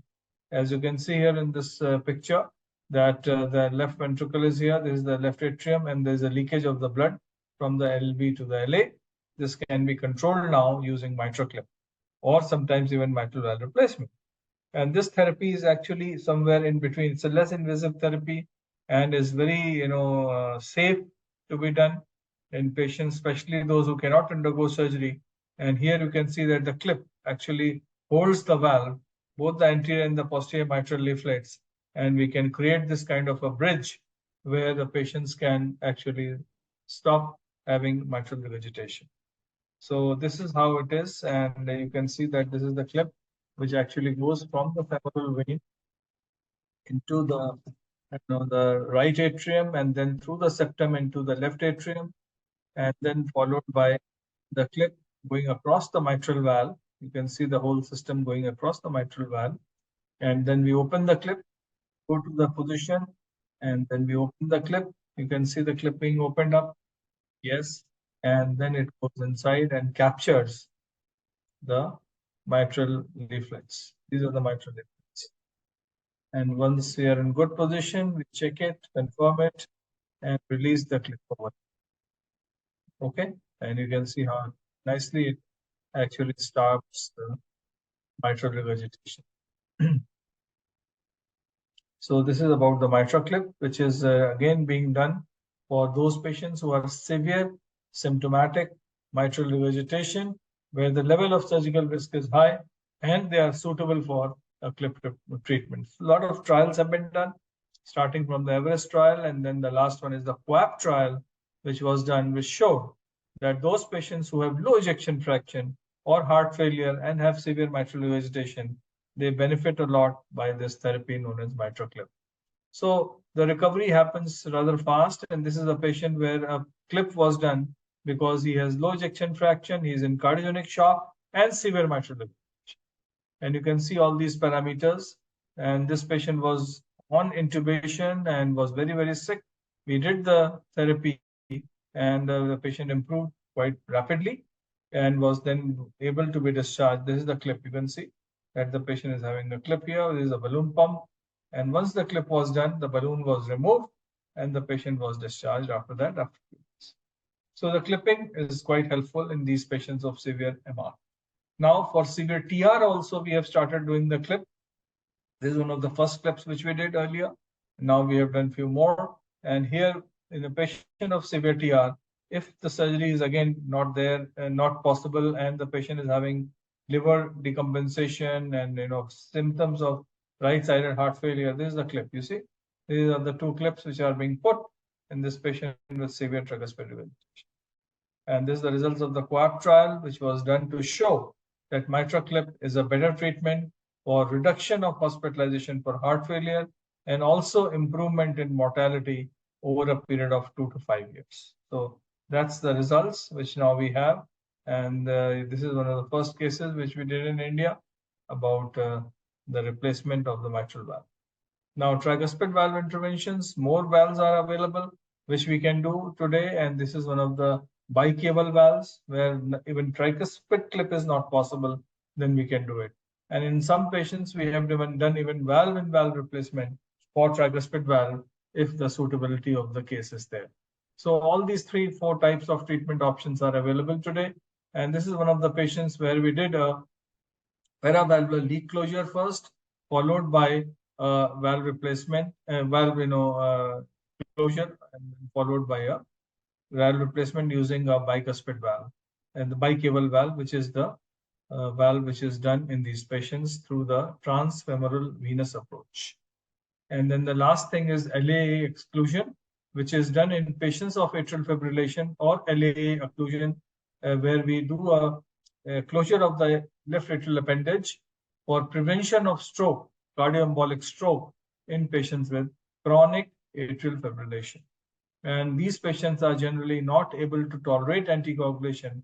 And that is why we do this therapy, which is kind of a one-time therapy, and they don't need to take any anticoagulation thereafter.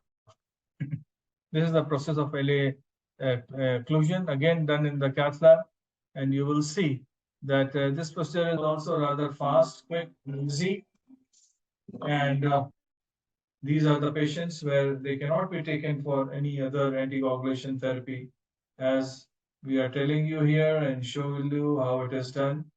It is quite simple to do it through the transvenous approach, transfemoral venous approach, and these patients really do well after that.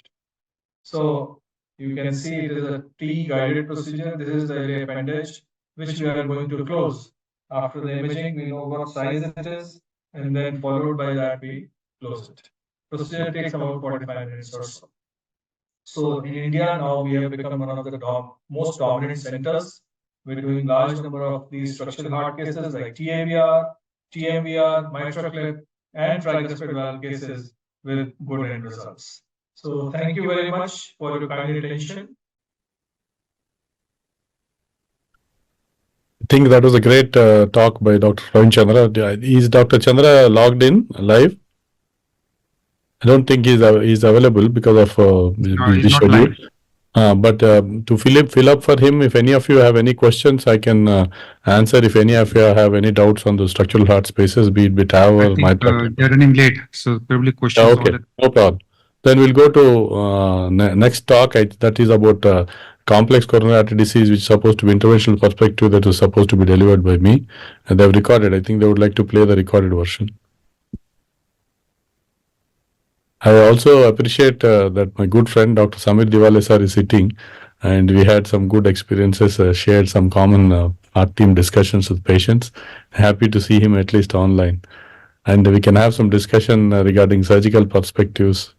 I thought we can have some discussion of the valves, interventions also. With he being there, he's very good in repairs of the valves also. But percutaneous procedures, both in mitral and aortic valve, coming up in a big space, we could always interact more.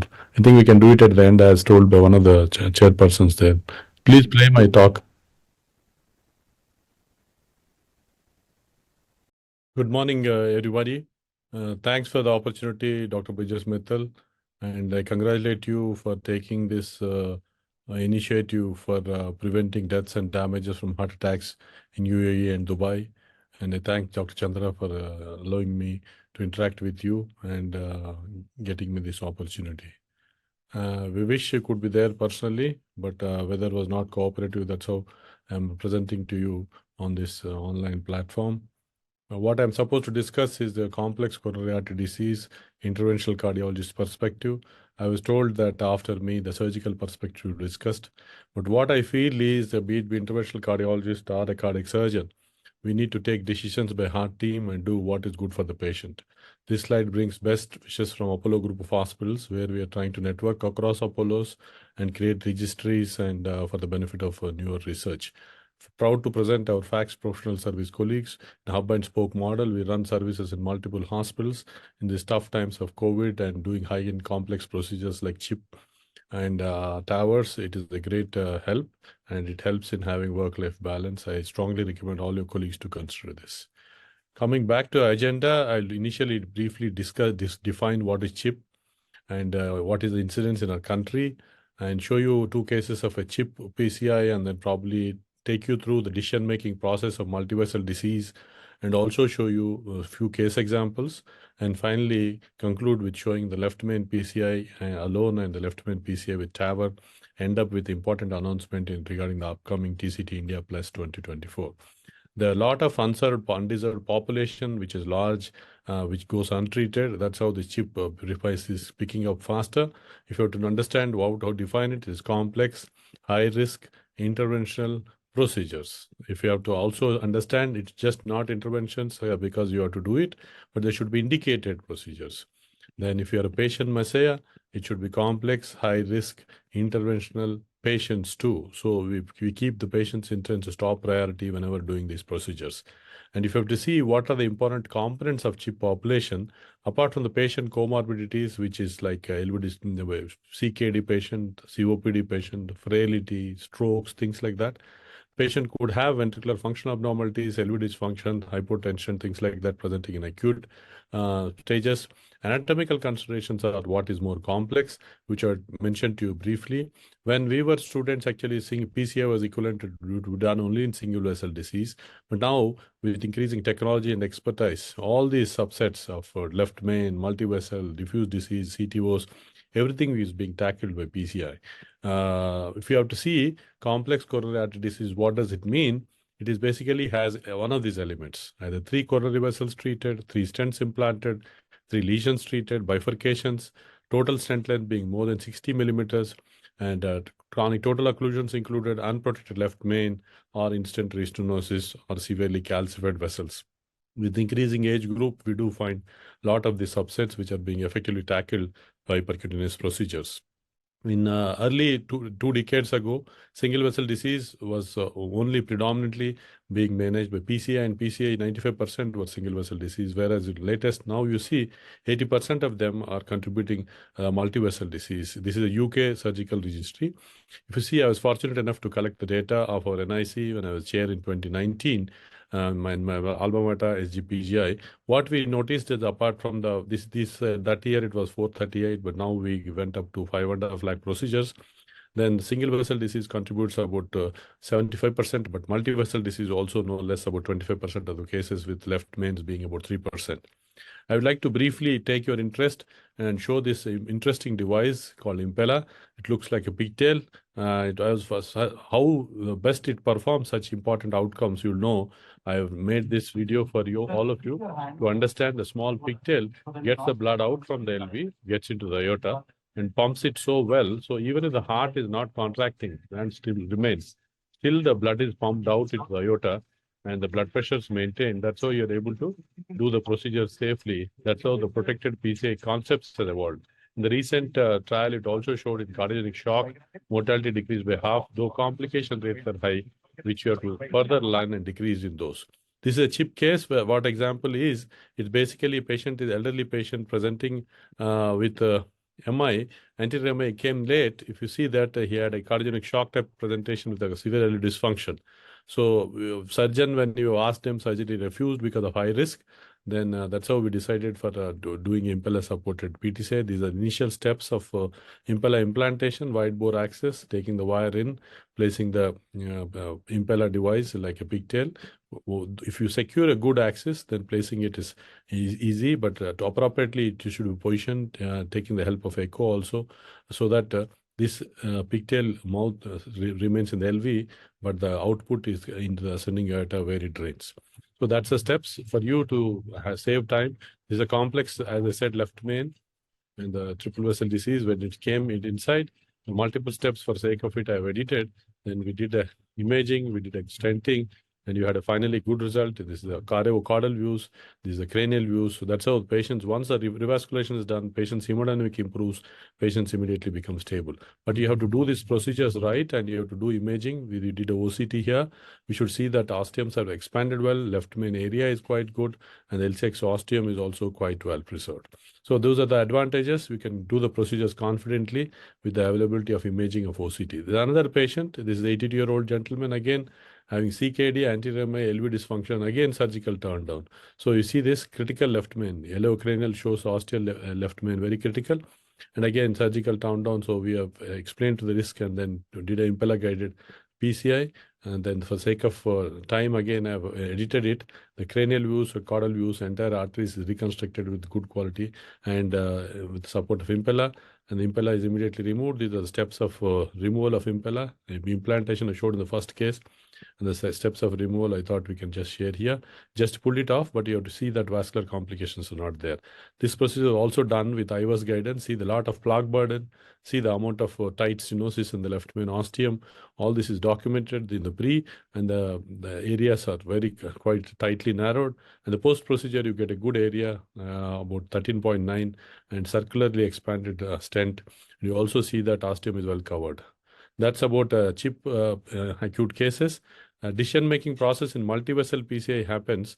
It's not a question of single, double, or triple vessel, or mainly how much area is applied, how much criticalness is involved, and the LV function, symptom status all becomes important.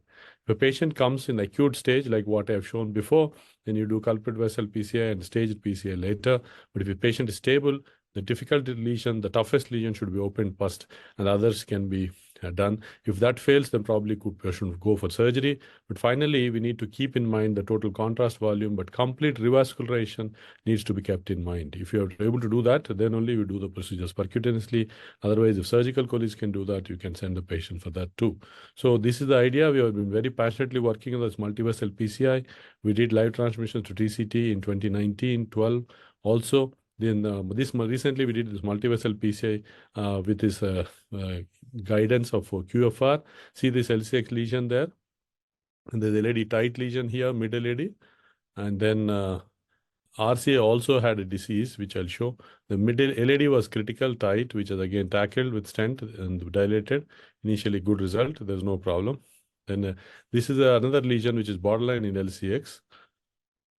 Then we did QFR. This is another new method of calculation, online QFR calculation like FFR without any adenosine wire.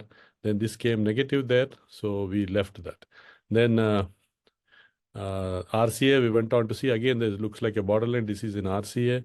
We did QFR values to this. Again, that came positive. So we stented this, and the post-dilatation was also done. These are regular steps. Results were quite good, and the patient came for follow-up. He's doing well. Another multi-vessel disease case, 81-year-old male, hypertensive diabetic, CKD, on maintenance hemodialysis. He used to get angina and ST depressions whenever he's going for procedures, and then had a tight disease of RCA and LCX, which is calcific. And then because of calcium, we had to use guideliners. Then we had to take the help of rotablator here and stent with guideliner support. And finally, we could do LCX procedure well. And then RCA also had tortuous lesions like this. We had to take the help of tougher wires to do rotablation again. And then body wire techniques, we used the shorter stents and had good results in the final. The patient is doing well and follow-up. All these, another case is an acute type of recent scenarios in STEMI. 64-year-old gentleman has triple vessel disease. LCX is occluded. LED has a tight disease here. And then RCA again is occluded. All these would have been sent for surgery, but the surgery in acute MI stage is not easy. And then patient also wanted to avoid surgery. That's how we did multi-vessel PCI stents to LAD. And then that was okay. LCX again was total occlusion. We could close it with the Fielder XT type of wires and dilate it and did that procedure well. And that was a good result. With the better quality stents, we were able to obtain, reconstruct the entire arteries well. And because the restenosis rates are also less, we do them. This is RCA, which is critically narrowed again. Distal vessel not very seen. Fielder XT wire helped us to cross it. Then multiple stents implanted and the dilatation is done. And that's how we struggled so hard, but complete revascularization, optimal text expansion has to be kept in mind. We do all this hard work because we don't want our patients to suffer in ICUs like this, and immediately post PCI they can enjoy like this. Before I close, I'll show you one or two case examples of left main, tight critical stenosis of left main there, which we did live transmissions. We initially wired both vessels. Then to take the OCT catheter in, we have to pre-dilate with a smaller balloon. Then this is the OCT catheter, showed the very tight stenosis of left main there. Ostium of LCX was free from disease, proximal left main, again free from disease. So we also did LCX OCT to make sure that LCX ostium is clean. And then we put a crossover stent. These are steps of it. Then we have to do, after this part is mandatory, we did a dilate a left main with a proximal bigger sized balloon. That's the final good result. And there is shelf-like appearance in LCX ostium. We have to document with OCT that 3D wise it is good. LCX ostium is quite well seen. And then FFR also was suggested, and that also was done. It came negative. So we left L6. Final case is about aortic stenosis and post-AVR, now developed AF and LV dysfunction, LVF. Then we did angio, had a triple left main distal. We advised for surgery. Patient didn't want. So we did DK crush stenting technique. And then by the OCT guidance again here. And then after that, the steps L6 is again tackled well. Left main area is good. Left main proximal again. After 6 weeks, we did TAVR to this patient, and patient is doing well on follow-up. We do all this because we want our patients to be doing well. And PCIs will continue to increase. CABG will come down further. And but we need to have a heart team discussion and do what is best for the patients. If you ask them, many patients would ask for PCI, but heart team disease approach and which is good for the patients, combined decision is good, and encourage a collaborative heart team approach. And both roles are there. And if PCI syntax score less than 32, we can manage with PCI. More than that, probably CABG is a choice. Image guidance is mandatory to improve the results. With this, I'll appraise you of the upcoming TCT India 2024. Please block your date, July 26th, 28th. Vijay sir and all others also, I request you to participate, and hope we see you all in Hyderabad. Thank you. Thank you for patient here. Thank you for patient here.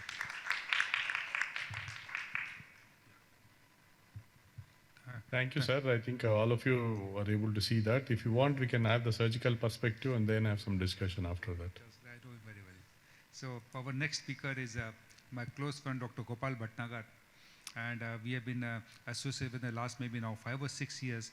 Dr. Gopal is the Institute Chair of Cardiac Surgery at Cleveland Clinic, Abu Dhabi.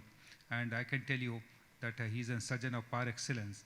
There are hundreds of complex cases, not hundreds, I can say a lot of complex cases from Fujira Hospital, which were actually at a very difficult end, and he has held by us house and taken care of this patient. He's going to talk about, we saw the previous speaker, he's talking about that we are going to take cases from the surgeons, but I can tell you what the surgeons can do, the angioplasty and the cath lab, we cannot do that one in the cath lab. So Dr. Gopal will talk about complex coronary interventions, the surgeon's point of view. Thank you very much, Dr. Mittal. The organizers and sponsors of this event. It's really a pleasure to be here, and I see that I am the only surgeon on the agenda, so I will try and address everything appropriately. And certainly, you know, as I open up my comments, I would say the comments of our last august speaker on the value of the multidisciplinary heart team. I would just reemphasize that once again, that any modern cardiac unit that's not functioning in a multidisciplinary heart team really is not doing the service to them both themselves or the patients. Having that, what I'd like to do is to talk about what is complex coronary surgery. See if I can get this working.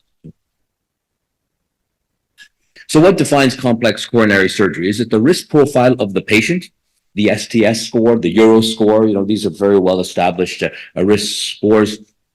The syntax score, complexity of the actual coronary disease itself, or this specific considerations in terms of the comorbidities, such as ischemic cardiomyopathy. There's also the technical complexity of the procedure, which is just now focusing right on the coronary arteries or the myocardium themselves. On the slide, I can show you, this is a lady that was, you look at that plain chest x-ray, and you can entirely see the aorta calcified right from iliacs right up into the arch. So while this patient's coronary arteries might be very accessible, they have very few, renal function was fine. We have here would not be captured in the risk profile. So I'm going to emphasize over the next few minutes just what I feel are technically complex procedures. I'm not going to deal with comorbidities. I'm not going to deal with STS scores, but say what as surgeons, when you are in there and you have the heart in front of you, what makes the surgery a coronary bypass or coronary reconstruction complex? So I think that fundamentally, we as surgeons and interventionalists see things differently. You can see up here, there's a tight bifurcation lesion. This patient had a previously underexpanded stent, but as interventionalists, you're now looking at how am I going to attack this lesion? What's the catheter? What's the base? What wires am I going to use? As a surgeon, I look at this and establish, there's significant disease here. My eye goes to here because this is my target here. Don't really worry too much about the lesion and the calcification up here, but I'm looking at the subsequent lesion. So again, case-based result, we'll talk about a couple of interesting cases that we've had recently. This is a 38-year-old man. He had an 18-year history of insulin-dependent diabetes. He actually had paroxysmal atrial fibrillation, embolic stroke, and presented with the right leg ischemia. He had a resolution of the neurologic event, fortunately, and then revascularization of the right leg, including fasciotomy. He's currently awake. When I saw him, he was oriented, but not ambulatory owing to the myopathy post-ischemic event. He actually suffered a non-STEMI perioperatively, and he underwent cardiac catheterization. What we saw was this. On the right coronary artery, you can see this critical disease down at the bottom. In here, some mild disease up in there. On his left-hand side, we have disease in the circumflex vessel here. And then again, you know that there's something going on, as you'd expect, is fairly diffusely diseased. Subsequent to that, we emphasize looking at his LAD here. You can see that the LAD, nice shot here, is diseased, very diffusely diseased. And I'm looking at this LAD as a surgeon and say, this down here looks not too bad. But if I just put a graft, a mammary artery graft way down in here, really, I'm losing a whole bunch of myocardium that I could revascularize here. It's diagonals here, it's large septals. So what do we have for that? And the technique I'd like to talk to you about really in terms of complex coronary reconstruction is thromboendarterectomy. If we have a look at this, this is sort of a little bit of what it entails. Is that we have a situation here. So the heart's on cardiopulmonary bypass, clamp, the head is up here for orientation, feet are down here, I'm standing on this side. And we've isolated the LAD approximately here, probably about the level of the first septal perforator, and open it up through its mid-segment. This is now with the scalpel here, the beaver blade, which is incising the adventitia, and this whole yellow segment here is just that calcified.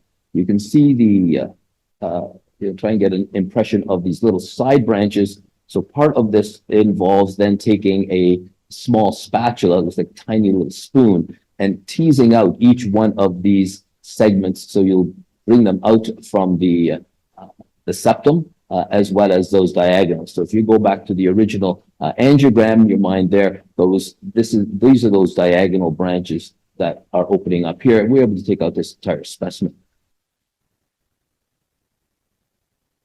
This is kind of what it ends up looking like in here. Again, this is the aorta is sort of somewhat down in here, pulmonary artery, and the LAD. This is, we place the mammary artery on this. This is the mammary artery that's been harvested. We open it up on a wide segment and use adoproline, and then we'll lay this on from here to about here over a segment. This one was about 6 centimeters long as a patch on there. There's some certain technical complexities here that you want to deal with, is that if you put a big vein patch on this, then you'll get a very large cannula. And we know then you have sluggish flow, the risks of acute thrombosis are a little bit are more. So I prefer to paste the mammary artery on it directly. Similar situation. This was actually a very interesting lady. I won't go through all the details, but this was a 30-year-old woman with no risk factors. Lipoprotein little a was fine, no family history at all, and she presented with just incredibly diffuse disease on the left system with this with the LAD subtotally occluded. It's a mild disease in the circumflex, but also these large diagonals. So for her, we did a similar procedure with the endarterectomy of the LAD, opening up that, and did a double mammary revascularization to the LAD and that large diagonal with excellent. And as part of any modern surgery, we do flow measurements at the end. We had excellent flow with a low pulsatility index and a high flow in both graphs. One could debate the utility of how significant this was. What we did do an FFR here that showed it significant. So ended up dissecting out the main circumflex under the left atrial appendage and put a nice short little radial graft just on there as well.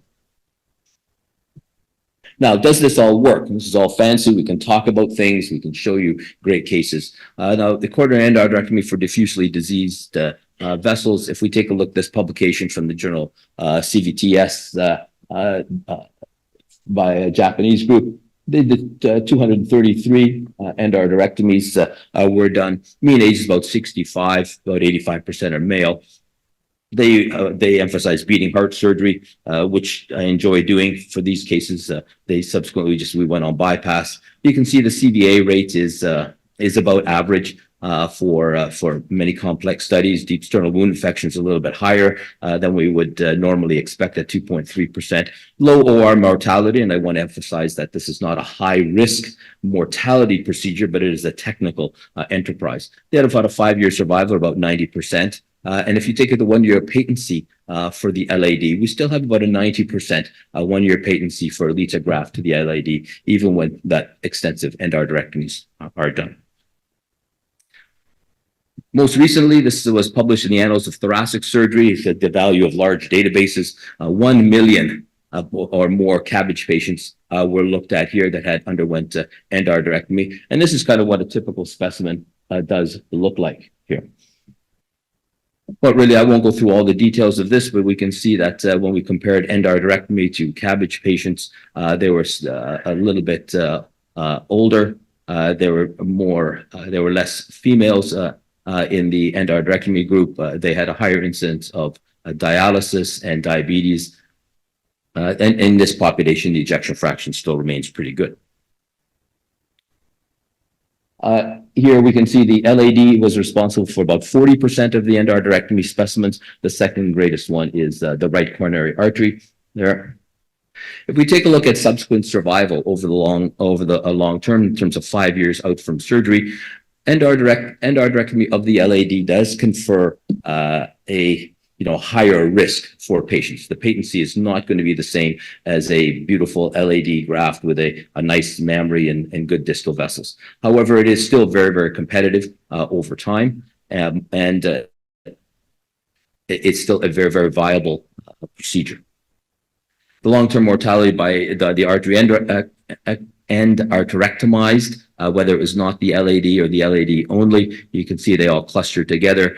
Clearly, the take-home message here is that if you don't have to do an endarterectomy, then you're looking at standard coronary revascularization with excellent results.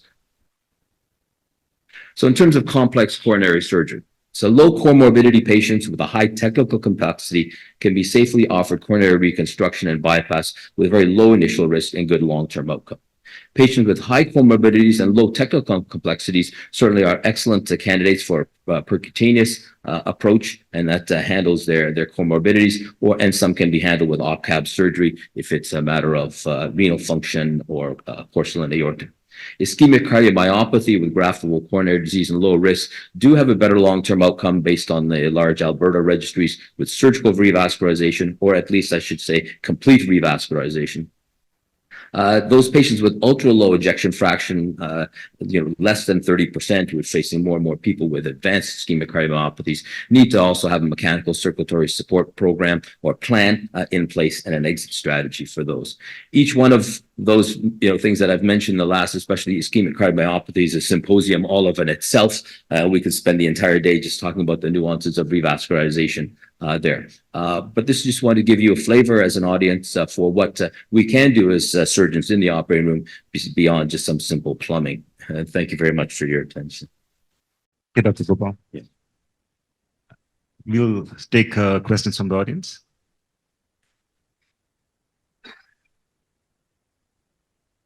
So we had a very live debate offline and online for a Dr. lot of Gopal, questions. thank you very much for a fantastic lecture. I'm here in the audience, not on the. Yeah. You can join here, Dr. Gopal. Yeah, I You could can be there on the the dais. So just to say, for the sake of time, we have maximum 2 questions allowed, and after that we have to break for. Dr. Gopal, just first of all, congratulate you for the fantastic work which you have shown. I believe that in past, endarterectomy was too much in favor about 30 years ago. Later on, it went down quite a hill in the practice. And there was, I think, the Ross procedure when they put a patch angioplasty. I think whether the right name I'm using it, but after that, there was some interest. Is there any special technique now, as you've shown it, the long internal memory artery patch that has improved the results, or any of your results on that? Well, just to put in perspective, some of the original coronary work was done with patch arterioplasties, you know, for Dr. Favalero and subsequent to that, going back into the early 60s. Patch angioplasty alone without revascularization with a graft doesn't work very well. What has happened, I think, is that our populations have changed over time. Endarterectomies account for about 2.9% of all coronary bypass. So it's not a common procedure by any means. But given the rates of diabetes, some of these patients have had previous stenting done, and you do the endarterectomy of the stent itself. So I think that the techniques have always been there. The interest in surgical revitalization of that is really to try and accommodate the evolving patient population that we're now facing. And that's why, again, emphasize that when we can sit as experienced surgeons, interventionalists, clinical cardiologists, and make decisions for patients, then we can really find the patients that are going to benefit from these advanced techniques. Thank you very much. That's because these patients are end of the road. There's nothing else can be. I appreciate Dr. Gopal surgery because many of the surgeons may not be comfortable with such endarterectomy techniques. And in the studies shown also, endarterectomies are not as good as putting just limas. So I also surprised that both the patients examples which shown are very young, 30 years, 38 years and all that. So it is unfortunate that in India and even Dubai, the young heart disease is going up so much, and all of us need to be keeping this in view. And in young patients, especially in 30s, 40s, where if you can avoid surgery, because after 10 years or 15 years post-surgery, if patient comes for second redo surgeries, it will be higher risk. So the surgeons also would like to get into that situation. So all these cases, if we can avoid surgery in the young stage and get over by doing a proper percutaneous techniques, I feel it is always a welcome. Though previously when such things were not there, diffusely diseased vessels, when the smaller stents, better quality stents, and now drug-eluting balloons being available, many of such cases can be tackled even by percutaneous procedures. And when the lesions are borderline again in the LAD, the limas also won't remain patent. Many of the times we see unless LAD has a proximal critical stenosis, then surgeons also are not comfortable putting lima grafts. So if you end up putting SVG grafts, it's all the more worse. So in 30s, 38 years, and I always keep telling that patient is young. You always try to avoid surgery, and probably should avoid a scenario where we end up with a second redo surgery in very early part of the career. But if you're forced to, that's different. And your surgical colleague who is there also should be comfortable doing that endarterectomy procedures. Otherwise, many of the perioperative events are high, and many of the patients land in trouble when there's such sort of diffuse disease being taken care. These are some of my thoughts, but I really appreciate the surgery technique which is shown there. Thank you so much. I might intercept here. We are quite over the time, and rest of the discussion I think we can have during the break time. But Dr. Srinivas, do you want to say words for this session, which you conducted very well, offline, being online, off presence? So please conclude the session. And Thank you, Dr. Mittal, for the opportunity, and thanks for all your efforts for saving deaths and damages from heart attacks in UAE and Dubai. And it was all very valid lectures. Chronic coronary artery disease, both interventional perspective and surgically, both are, I think, shown well. And the TAVR space, the structural heart intervention space, where we need to also learn and achieve, that was also presented very well by Dr. Praveen Chandra. Initially, PERT approaches, the pulmonary thromboembolism, many of us are not aware of these problems, but post-COVID, it is coming up in a big way. So I request all of you to go through that and be aware. And human body is great. Even if a little perfusion is given in such cases, lives are saved. I think with this, thank you all for we are running behind schedule. Thanks for the opportunity. Thank you very much. Thank you so much. And thank you, everybody, all the speakers, chairpersons. Sorry for the shortage of time, but these were terrific lectures. We now have a short break, 20 minutes, and please enjoy the discussion and coffee, and we come back 20 minutes later. So we meet up.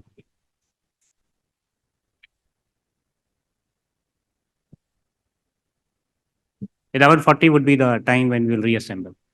Thank you.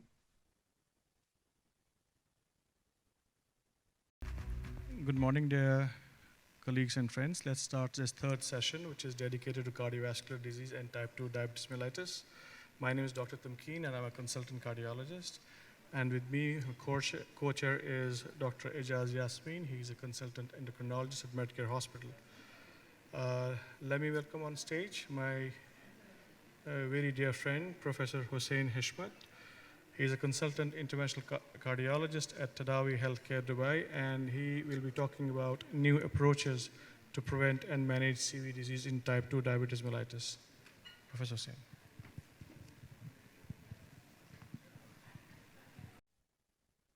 Thank you, Dr. Kina, for the kind introduction.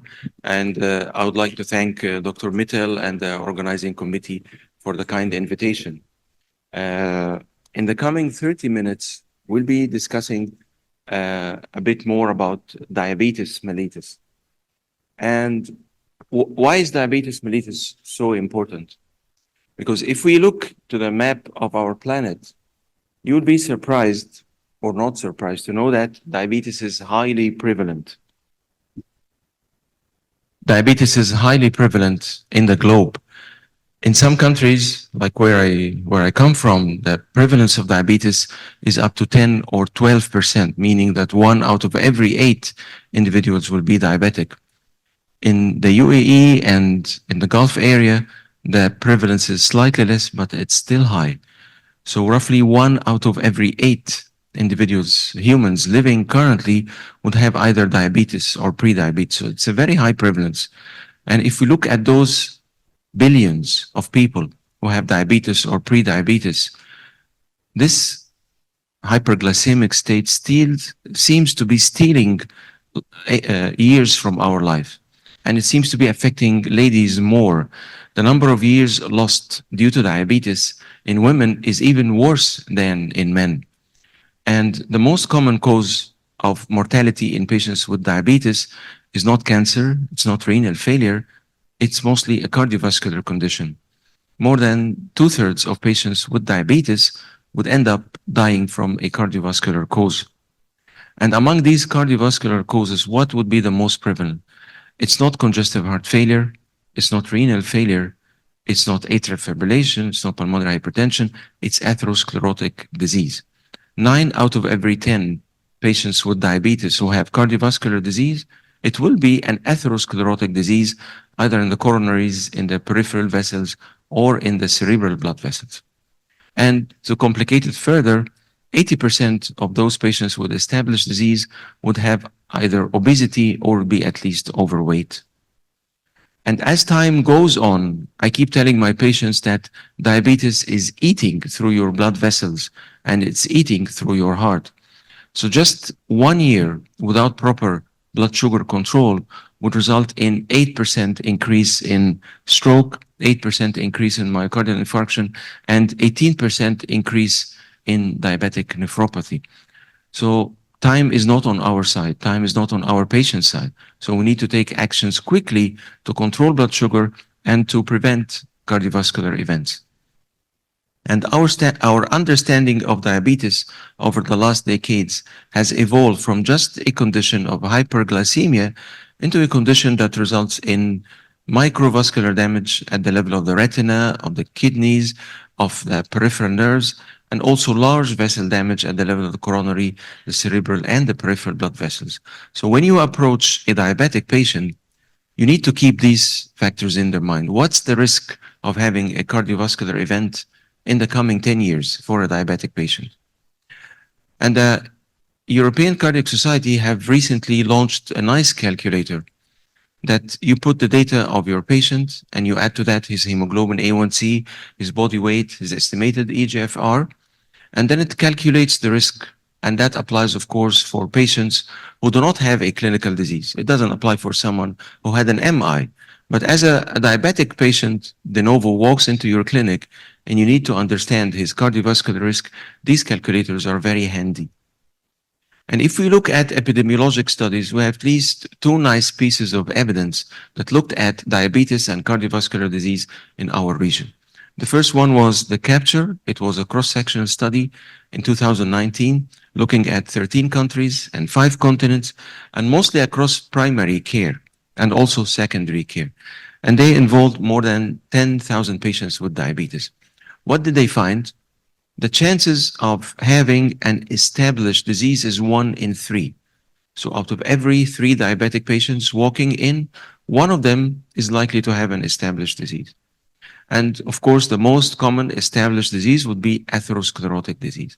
And despite that, the majority of patients are not treated well enough to prevent the cardiovascular complications.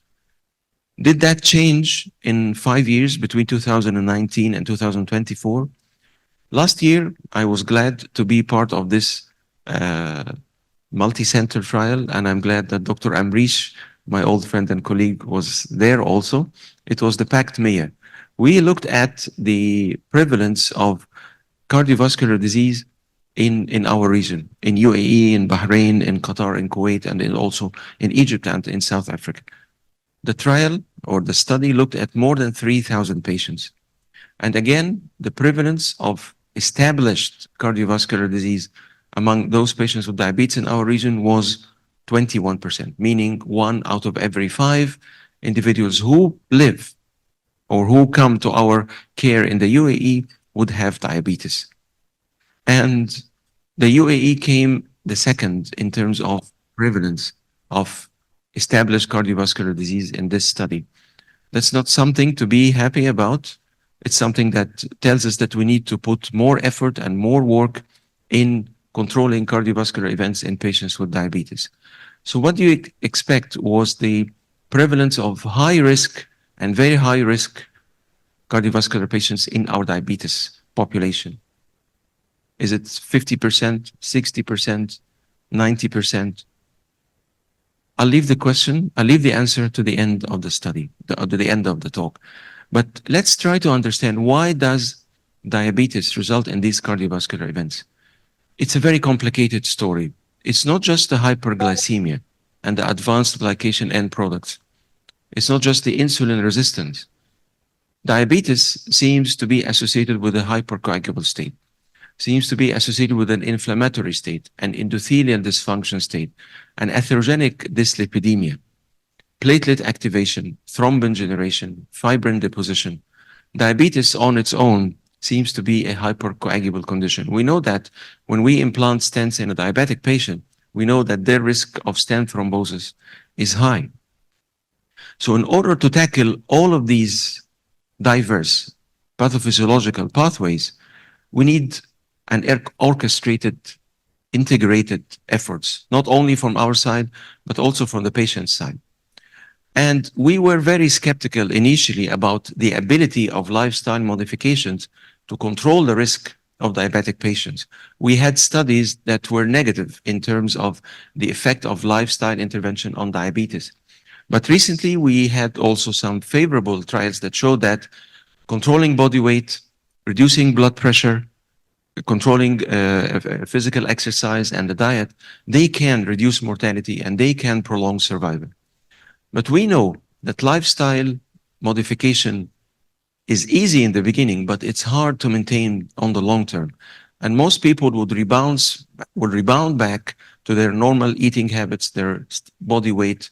So we needed something in addition to lifestyle to control the cardiovascular risk.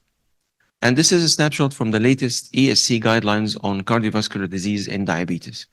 And among the dozen diabetes medications that we have, only 2 of them were able to significantly reduce cardiovascular events, the SGLT2 inhibitors and the GLP-1 receptor agonists. So how do the GLP-1 receptor agonists work? These injections, of course, are famous for their effect on weight loss. They work on the satiety center and the hunger center. They work on the stomach by slowing the gastric emptying. They induce some form of nausea. But this is just the tip of the iceberg.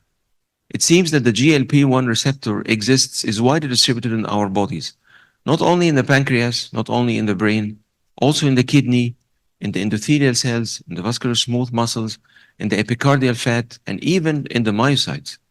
So that would help us understand why the GLP-1 receptor agonists exert these wonderful cardiovascular protective effects. And we knew from earlier studies, of course, that they can reduce the body weight. They can reduce the blood sugar. That's why they are diabetes medications. They can reduce the inflammatory condition and the lipids. And we have now 3 or 4 GLP-1 receptor agonists. And we'll focus today on semaglutide because it seems to have the biggest evidence in cardiovascular protection, more than any GLP-1 receptor agonist currently available. So we'll look at the phase 3 trial, the SUSTAIN trial, that examined semaglutide versus placebo in patients with type 2 diabetes. The study was able to recruit more than 3,000 individuals. Most of them were high cardiovascular risk, or all of them were high cardiovascular risk. They had either established disease or they were above the age of 60 with 1 risk factor. And they resemble the patients that we see in our practice. A big proportion of obesity, hemoglobin A1C above 8%, and high prevalence of cardiovascular disease. So what happened when patients were randomized either to semaglutide or to placebo and followed up for 2 years? We got what we expected, of course. We had a significant reduction in hemoglobin A1C. The baseline A1C was 8.7, and it got reduced to 7%. So we know that there's a significant improvement in blood sugar control. And we also expected that there will be a significant benefit in terms of weight loss, an average of 5 or 6 kilograms. But we also had some pleasant surprises related to the blood pressure. Remember that an ACE inhibitor or an ARB in half the standard dose would be just able to reduce the systolic blood pressure by 6 or 7 millimeters of mercury. And semaglutide was able to achieve the same number. Looking at the baseline blood pressure of 135, there was an average reduction of 6 millimeters of mercury. So it seems that semaglutide can be an antihypertensive masquerading as a diabetes medication. Another good surprise is the effect on triglycerides. We know that triglycerides tend to modify the risk of cardiovascular disease. Semaglutide was able to reduce the triglycerides and the VLDL, with also a minor effect on LDL cholesterol. So how did all of that reflect on cardiovascular disease? Semaglutide resulted in a 26% reduction in cardiovascular events. So what does that mean? It means that we were able to prevent 1 out of every 4 events just with semaglutide. And the most impressive reduction was in stroke. So it tells you whenever you have a diabetic patient who had a stroke, think highly of semaglutide, of course, in addition to the other benefits. We also saw a significant improvement in diabetic nephropathy. We showed the curves that the data that 1 year of poor diabetes control would result in 18% increase in diabetic nephropathy. And the reduction semaglutide achieved in diabetic nephropathy is probably bigger than anything else. It resulted in a 46% reduction in nephropathy, which is close to a half. How does that compare to other agents? Statins were able to reduce it by 30%, the cardiovascular events. So we have a real agent that's not just for blood sugar control, but I like to call it an anti-atherosclerotic agent. There will be a slight increase in diabetic retinopathy, but that's not peculiar to semaglutide. This is seen in all diabetic medications whenever there is a sharp and a fast reduction in hemoglobin A1C. So most of the people here, I think, are cardiologists and are not diabetologists. So whenever we're prescribing a medication that has the potential to lower the blood sugar, then the first concern that will come to our minds is, will this drug induce hypoglycemia? We're not familiar with sulfonylurea, with the glitazones, with the DPP-4 inhibitors. So how should we handle that? Is there a risk of hypoglycemia? And looking at the trial, you'll be surprised that the chances of hypoglycemia were more or less similar between semaglutide and placebo. So you have an agent that's very effective with a risk of hypoglycemia, which is similar to placebo. So it's able to cut events by 1/4, of course, reduce the body weight and the blood sugar, and with a very nice safety profile. So as I said, if you're not a diabetologist and you're starting to indulge in giving these medications, what should I look for? Number one, inform the patient about the side effects because they can be disturbing. Patients may not love the sense of nausea and the sense of vomiting, especially people who love food. So you need to tell them that there will be some nausea, you need to tolerate that, you need to reduce the portion sizes. And we need to start with a slower dose and up titrate gradually. Which anti-diabetic medication should I get rid of once I start semaglutide? It's the DPP-4 inhibitors because there's some overlap in action. So the patient will be taking double the medication for no good point. So we should not administer them with a DPP-4 inhibitor. And we need to refer our patients and keep an eye on the diabetic retinopathy and work closely with the ophthalmologist to take care of that. So how did that evidence reflect on the guidelines? Guidelines are based on data. They are rarely based on personal opinions. So we've seen shifting the guidelines from the focusing just on blood sugar control to focusing on a holistic approach to diabetic patients and the cardiovascular risk, because eventually when they die, they will die of a cardiovascular disease. So cardiologists are pragmatic and practical. So this is a document from the American College of Cardiology 4 years ago. And the decision is simple. You have a diabetic patient or a pre-diabetic patient with high cardiovascular risk or an established disease. It's very simple.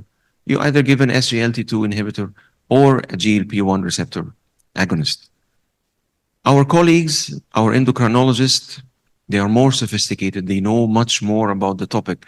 So their guidelines are a bit more complex. It's honestly hard for someone like me with my IQ to look at this algorithm and choose a proper diabetes medication for a cardiac patient. So we focus on the cardiology medication. The ESC has issued nice comprehensive guidelines on diabetes and cardiovascular disease. And it's simple. Whenever you have a very high risk, then the answer is clear. You start by an SGLT2 inhibitor or a GLP-1 receptor agonist. And then you think of adding other medications like metformin or pioglitazone. For those patients who are low risk or moderate risk, then metformin or other medications can be enough. So back to our area, to our region. What's the proportion of diabetic patients in the packed MEA from UAE, Bahrain, Qatar, and Egypt who were able to achieve the standards of the American Diabetes Association? All of them. And the answer is none. None of our patients was, none of our patients was able to achieve the 7 or the 6 standards of the American Diabetes Association for blood sugar control. Only 37% achieved the target hemoglobin A1C, 30% achieved their lipid targets. And a small proportion of patients were on SGLT inhibitors, and even a smaller proportion were on GLP-1 receptor agonists. But the good news is that the UAE and the data are still in press. I hope they will be published soon. The UAE had the highest percentage of prescribed useful medications of SGLT2 inhibitors and GLP-1 receptor agonists. And back to the question, what's the proportion of our diabetic patients in our region who are high risk or very high risk? And you'll be surprised, it's 99%, more than 90% of the diabetic patients that we see in our practice are either high cardiovascular risk or very high cardiovascular risk. These are real world data. These are not coming from the West. These are coming from our region. So we need to be attendant and cognizant of our clinical inertia. You see a diabetic patient and we don't assess the risk. So please assess the risk for cardiovascular events. Don't leave the blood sugar uncontrolled. Don't think that the patient is doing fine and he's not complaining and his hemoglobin A1C is 8 or 7.5 and he's already taking a medicine. But please try to give your patient the best service. And the inertia is not in our region. Data from the UK showed that 5% of physicians think and prescribe GLP-1 receptor agonist. So it's not the cardiologist alone. We need to work with a nephrologist, with an endocrinologist, with the ophthalmologist, because diabetes is a great danger. So to summarize, diabetes is highly prevalent in our community. A big proportion of our patients have high cardiovascular risk. We need agents that are able to tackle multiple risk factors of blood pressure, blood sugar, body weight, lipids, and probably the only agent that can do that is a GLP-1 receptor agonist. So please try to engage more and give our patients the best care. Thank you so much. All guidelines recommend if the patient can afford and there is no contraindication, every diabetic should be on SGLT2 inhibitors to prevent the further morbidity as well as mortality. All across the spectrum of ejection fraction, all across the spectrum of eGFR up to less than 20. So these are the wonderful drugs and their utilization has gone up significantly. Regarding the GLP-1, till the oral semaglutide was not available in India, the graph was just moving like a snail pace because it was injectable. The moment we got the oral semaglutide, it has gone up again. But there is a cost barrier between two. So overall, SGLT2 inhibitors has taken a great height and gradually the GLP-1s are picking up. Thank you. Thank you, Dr. Fatima.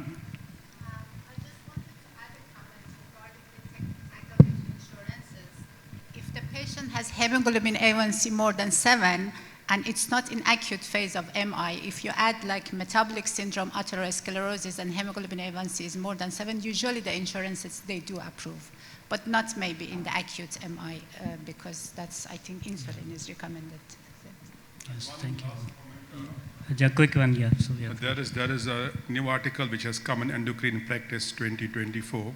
Inpatient hyperglycemia, please don't use SGLT2 inhibitors. Inpatient hyperglycemia, for MI, for heart failure is okay, but inpatient hyperglycemia, there has been a lot of rise in euglycemic decay and UTIs. Once the patient is discharged, you can start it in OPD with giving a proper education to the patient. Thank you. Thank you. Dr. Tamkeen, one quick comment and then Dr. Modi will wrap up. Please. Yeah, so I have a question. I mean, so it's related to SGLT2 inhibitors. So what's in your preference? Which kind of SGLT2 inhibitors do you prefer most? And the reason why I'm asking you this, because all the clinical outcome trials we have done, they have shown that there is decreased mortality with all these SGLT2 inhibitors except dapagliflozin, shown by Declare-TIMI trial. My own personal opinion, my own reading of the data, and that's not committing to anyone, is that there are no big differences between empagliflozin and dapagliflozin. It's just the design of the trial. So if you design a trial that's powered enough to detect mortality, then we can argue did it reduce mortality or not. But to me, they are almost the two faces of the same coin. Okay. Thank you. That's finished. Thank you. Dr. Modi, as a session director, would you like to have final comments and? No, it has been a very nice session, and as a cardiologist, we have to deal with type 2 diabetes day in and day out, and I tell you, the time has come that I beg a pardon from the endocrinologist that diabetology, the cardiologist may not be able to refer patients to endocrinology, so they have to learn each and everything about diabetes. What I do in my practice, cardiac patients, whether they are diabetic or not, whether they are controlled HbA1c or not, I like to add minimum dose of SGLT2 inhibitor in each and every cardiac patient, unless there is a contraindication to do so. HbA1c 6.2, 6.3 come to me, heart failure patients responding well to the heart failure treatment. Still, I like to add a smallest dose of empagliflozin or dapagliflozin, whichever, irrespective of the diabetic status. That has become a standard practice in my hands. Thank you very much, Dr. Mittal, and I think it was a very, very useful session.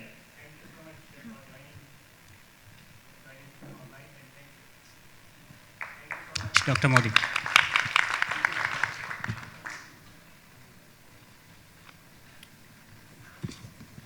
Further on, we move to an entirely different section, women's heart. We are talking about biological heart, anatomical heart, not the heart in general. So here we have this session. We have allotted 45 minutes because one of the speakers is missing, so that will help us in catching up the time. I invite Dr. Nadia. Dr. Nadia is not here, so I invite Dr. Laila as a session director, and I would like to introduce Dr. Laila Al-Mazuki. She is a very well known, I would say, female UAE national cardiologist, and once upon a time we worked together in Rashid Hospital for a brief period. And you have 20 years of experience, we all know that, and you are involved in international and local experiences in hospitals and the clinical setting. Dr. Laila has been trained in Ireland and UK. She is a preventive clinical cardiologist, aeromedical examiner, and associate adjunct professor of cardiology. Dr. Laila also holds a PhD degree, and she is a fellow of the American College of Cardiology. Please welcome Dr. Laila as a session director. And Dr. Laila has designed session differently, so let's have the journey. Thank you. Welcome, Dr. Laila. Thank you, Dr. Mittal. Thank you, Dr. Mittal, for the introduction, and good afternoon, ladies and gentlemen. Thank you for inviting me to be the chair of this session. This session, as Dr. Mittal said, is about women and heart disease. So we women decided to have a different way of running this session. So we will not be having any PowerPoint presentation. It will be like a panel discussion. And unfortunately, one of our female cardiologists, Dr. Nadia, was not able to join. But we have two distinctive, two other panelists that I would like, and I have a co-chair as well, who I would like to invite now to the stage and for this session to start. So I would like to invite Dr. Fatma, Dr. Chavi, and Dr. Marta to be on the stage, please, with me. Thank you very much.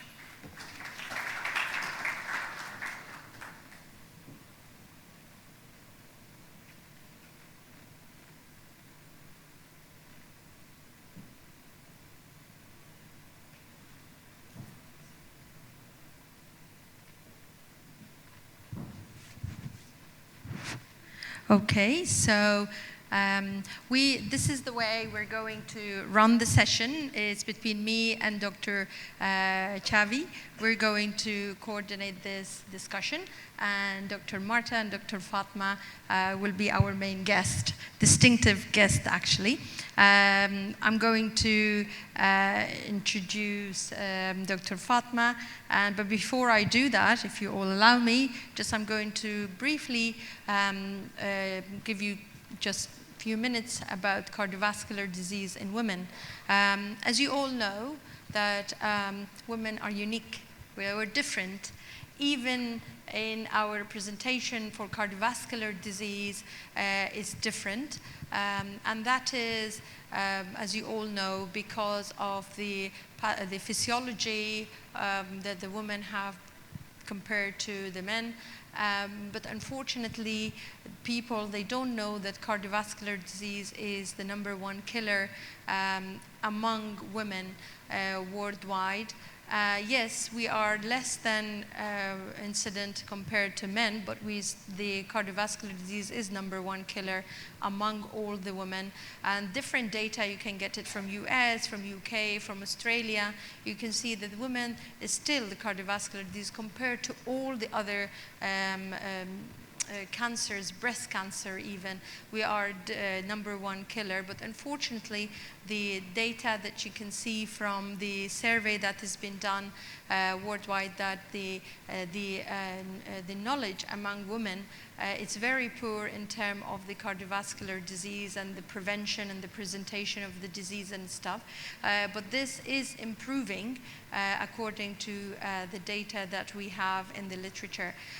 But still the knowledge is lacking, and all women unfortunately think that we are protective from cardiovascular disease, and they say that the hormones will protect us. Unfortunately, that's not 100% correct. So we present differently, it's underdiagnosed and it's undertreated.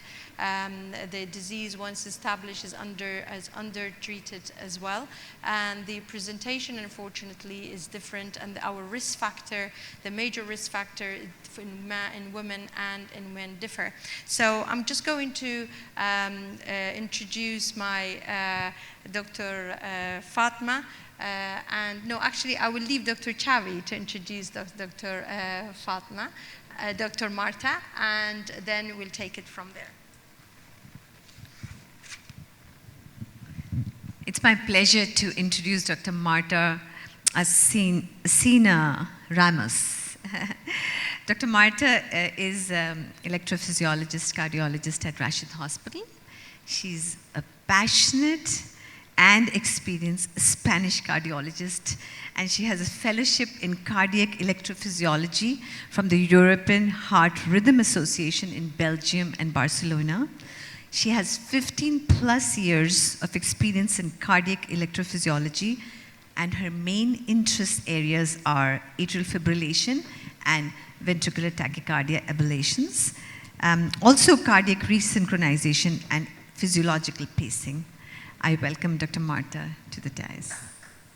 Thank you so much for your nice introduction. It's a pleasure to be with you today. Thank you so much. Dr. Marta, we know that atrial fibrillation is very common, is one of the commonest arrhythmias that we know. And women usually, they don't present the way that men present in terms of their presentation. So be it for myocardial infarction, being for the arrhythmias, being for atrial fibrillation, and then there are the risk of the complication resulted from atrial fibrillation in women in terms of cardiovascular mortality, in terms of stroke is higher in women compared to men who are having the atrial fibrillation. So this is a very important topic, and I'm really proud to have a lady who is an electrophysiologist and interested in atrial fibrillation, especially in women, that not all of our cardiologists, they take electrophysiology as their favorite topic. So having a woman a specialist in this field is very important, and will make us very proud.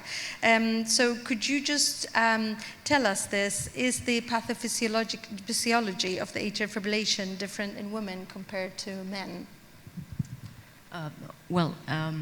The initiation of atrial fibrillation, as we all know, is coming from certain triggers in the heart. The majority of the cases are due to the triggers in the pulmonary veins, although there can be other triggers like a vein of Marshall, appendage, superior vena cava, but most of the cases are because of these pulmonary vein triggers, as we already know, well known. And this is why the ablation is based, the cornerstone is the pulmonary veins. Beyond that, at a later stage, when atrial fibrillation develops into more progression, persistent or permanent atrial fibrillation, there are some changes in the left atrium, dilation of the left atrium, fibrosis, and remodeling, basically remodeling of the left atrium. And this produces a more heterogenic electricity in the left atrium, micro reentries, and perpetuation of the atrial fibrillation. This pathophysiology is common for both genders. What is different in women is other external factors, like, for example, estrogens. Estrogens are protective for atrial fibrillation because they prolong the conduction, the electricity conduction in the left atrium. They prolong the refractory period in the left atrium. So they produce a more stable electricity in the atrium, and they protect from this chaotic rhythm, like atrial fibrillation. Another difference are the structural differences. We have smaller hearts. The left atrium is smaller, the ventricle too, and this protects from dilation and remodeling. Against that, in the other hand, we have other factors that are not protecting us, are producing more fibrosis in the left atrium. For example, we have more increased levels of C-reactive protein, and we have more higher levels of fibroblast growth factor. And these two substances promote the fibrosis of the left atrium, promote the remodeling, and this has been observed in some studies with cardiac MRI. Also, this fibroblast growth factor is related to an increased risk in cardioembolic stroke, which is already one of our characteristics. We are at a higher risk of cardioembolic stroke.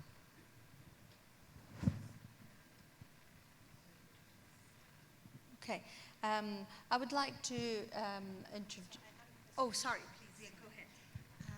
So, Dr. Marta, thank you for the talk and explanation. So, in general, atrial fibrillation rate is more in women compared to men or less? Atrial fibrillation is more prevalent in men. In men? Yeah. Statistically, this is... because of protectivity of estrogen and because women have a smaller left atrium. These are two factors that protect us, at least that have been observed, yeah. Okay, yeah. Thank you. I would like to introduce Dr. Fatma as well, and then we can exchange the questions among both of you, if you allow me. So Dr. Fatma has over 17 years of experience in cardiology. She got trained in cardiology at Tehran. Dr. Fatma did her training in echocardiography from University of Alabama, US. Additionally, she has also a fellow of European Society of Cardiology and a member of Royal College of Physicians of Ireland.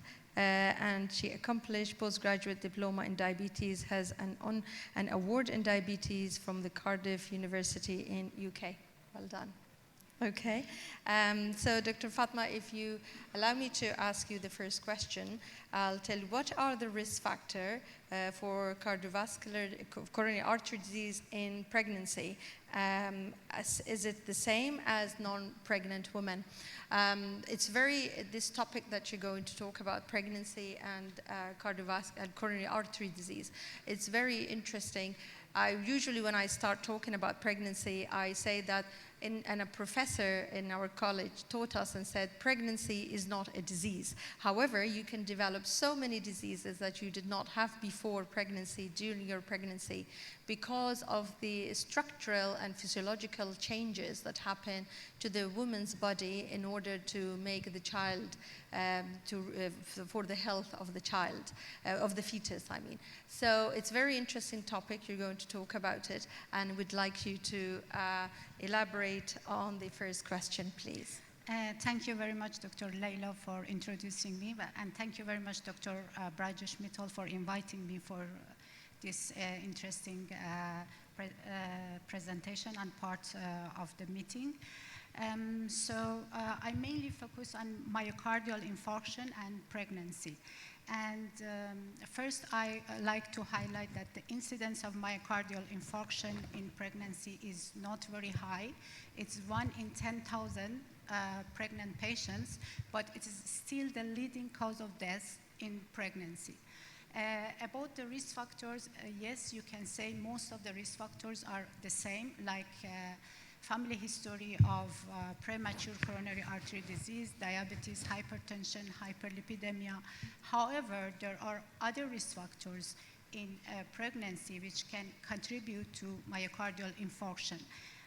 So as you mentioned, pregnancy is a state that can increase the heart rate. It's hypercoagulopathy state. It can increase the sympathetic activity. Also, some other causes of myocardial infarction are more common in pregnancy compared to non-pregnant people, like spontaneous coronary artery disease and coronary spasm. Yes, we can say 80% of the risk factors are the same, and there are additional risk factors which can help contribute to myocardial infarction in pregnant ladies. Also, increased age, like we can see many patients, like many ladies now are getting IVF at like late 40s. So increased age is another contributing factor to myocardial infarction. Yeah, and especially that ladies are getting married older and older ages compared to 2 to 3 decades before. So that's why the ages at the pregnancy is higher and the other complication is higher as well, including the coronary artery disease. Exactly. Consuming OCP, oral contraceptive, before pregnancy also can be another risk factor contributing to myocardial infarction in pregnancy. Any role of GDM or higher insulin resistance in GDM patients? Yeah, diabetes is one risk factor, one major risk factor, and also pregnancy can cause insulin resistance. Yeah. So insulin resistance and GDM are risk factors for myocardial infarction and coronary artery disease. So if we can ask one more question before we go to Dr. Marta. So how can we diagnose myocardial infarction in pregnancy? This is, I think, fourth or fifth question, which I think I have to answer later, but if you want to answer me now, okay. There are different things like non-pregnant or other patients which you diagnose patients, symptoms, ECG changes, wall motion abnormality on echocardiography, and biomarkers. However, many symptoms can be seen in pregnant ladies like normally. For example, dyspnea, we can see it, many pregnant ladies have dyspnea, especially in the last trimester of pregnancy. But if dyspnea is with severe chest pain or associated with ECG changes, it can bring in mind that the patient has some coronary artery disease. Now, regarding ECG or electrocardiography, there are some changes in pregnancy. For example, T-wave inversion in leads V1 to V3, or left axis deviation, or for example, transient ST depression during cesarean section. They can be seen normally in pregnant patients, but if there is significant ST elevation, if there is ST depression associated with chest pain, or if there is deep T-wave inversion, which is in other leads rather than a V1 to V3, they can bring in mind that there is ischemia going on. Also regarding biomarkers in normal pregnancy at the delivery time, CPK and CPKMB can be raised to the upper limit of normal or slightly increased. However, troponin I and troponin T remain normal. High sensitivity troponin can be increased immediately after delivery. But if it's significant rise in biomarkers associated with chest pain and severe symptoms, it can bring in mind that there is some ischemia going on. Regional wall motion abnormality in echocardiography is always abnormal. So it's showing indicative of ischemia. Regarding a physical exam, again, we can see some findings which are normal for pregnancy. For example, a slight JVP rise can be normal, or soft systolic murmur can be normal. However, a very severe high GVP or, for example, diastolic murmur, it's not normal and should bring in our mind that something else is going on. How challenging is it to diagnose MI in a pregnant lady? Because as you said, dyspnea, it is something that comes with pregnancy. So they've got anemia, for example, or because the weight gain and the tiredness, so they do get the exertional dyspnea. So how challenging is it to diagnose? So I think if we are highly suspicious and we do the serial ECGs, biomarkers, and especially echocardiography, it's very helpful to diagnose ischemia or normal symptoms of pregnancy. I can say it's not very challenging. In pregnancies younger than 30 years of age, it should be less common versus... Sorry? In pregnancies younger than 30 years of age, less common? It's not common. When the age is increasing, Higher, yeah? The rate is increasing. Dr. Martha, I have a question from you. I have seen that there is a disparity between gender for getting care for any medical issues. Like I deal with diabetes in India all the time, and on my platform, I have 70% males getting help for diabetes and 30% women in comparison to men. And it's not because of the men, it's because women put men first. But I would like to know about atrial fibrillation. Do you see the same difference in the management of, or women seeking less, in number, management for atrial fibrillation? Well, in the case of palpitations, I think it's a bit different. We have many consultations in our arrhythmia clinic for palpitations in women, a lot. The difference is maybe how they present the case. The symptoms sometimes are more unspecific, and it's observed. This comes from studies. I'm not inventing anything. It's been observed that the diagnosis is delayed in women compared to men. Why?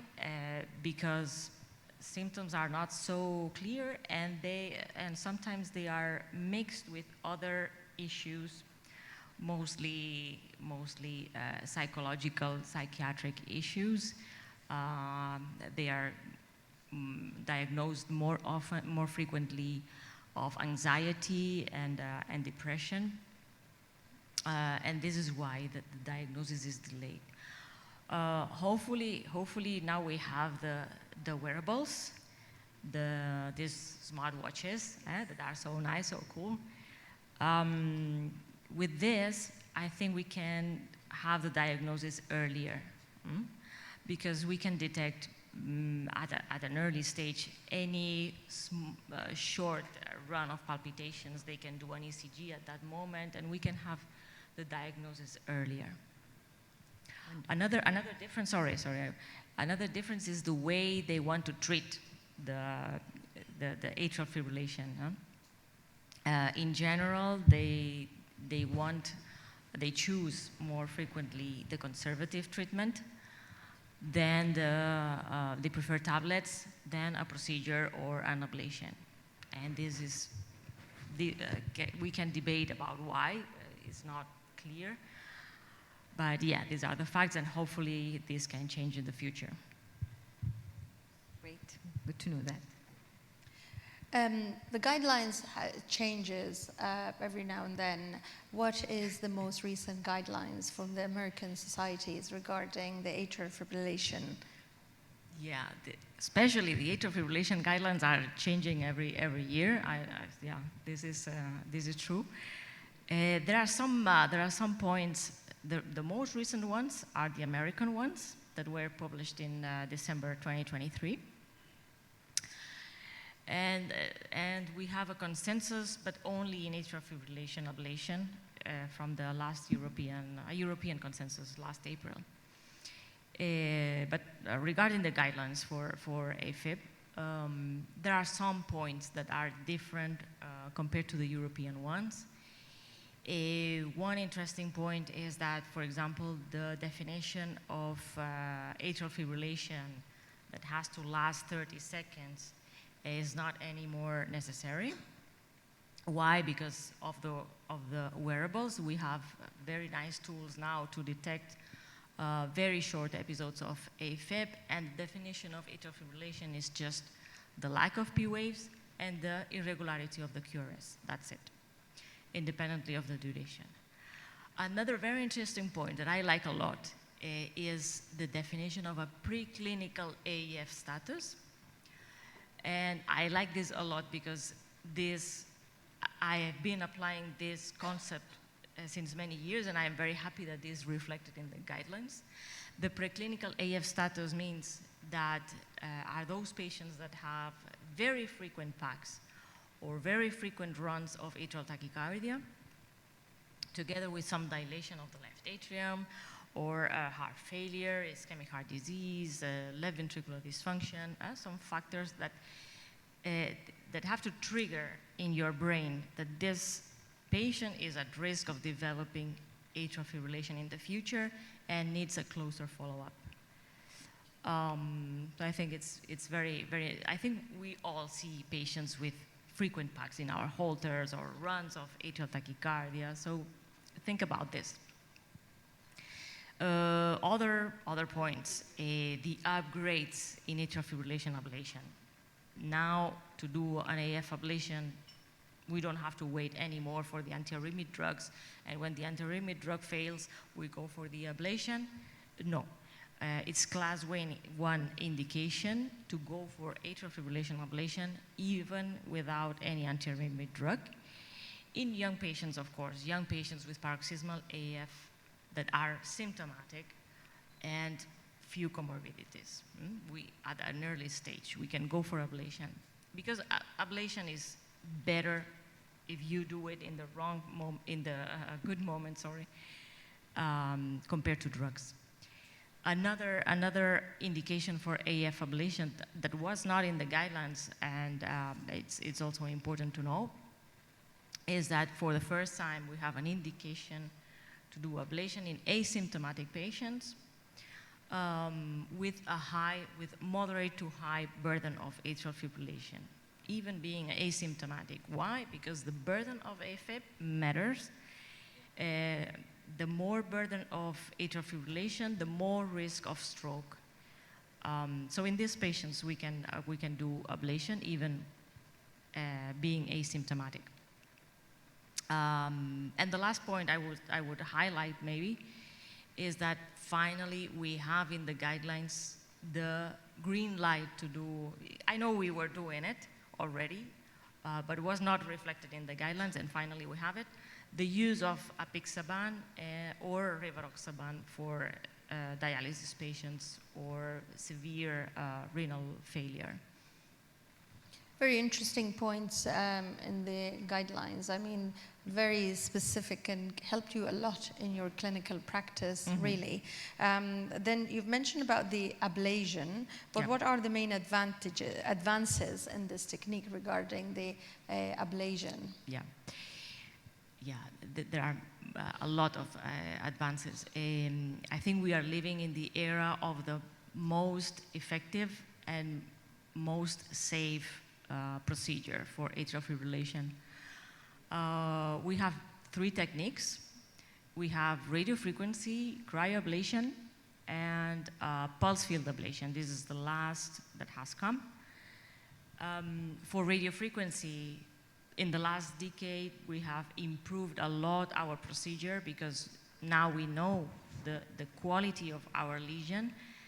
We can achieve transmurality more easily because we have catheters with contact at the tip, and we know the parameters we have to achieve to get transmurality. Together with the 3D mapping, we can do very nice and continuous lines. I can tell you 15 years ago, we were doing radiofrequency with random points. It was nothing similar to a continuous line. This for radiofrequency. For the cryoablation, the last generation of balloons are excellent. We can get occlusion of the pulmonary veins very easily. We can even inject more gas to the balloon to inflate it more if it's needed. For the trunks, for example, is very useful. And the last to come, and this is an authentic revolution in EP, is pulse field ablation. Pulse field ablation started very recently. We did the first cases last January. We were in Rashid Hospital, we were the first ones in UAE to apply this technique. And this technique applies very, very short and very high energy pulses in the veins. And this induces the apoptosis of the myocardial cells. And the advantage of this technique is that it's selective for the myocardial cells.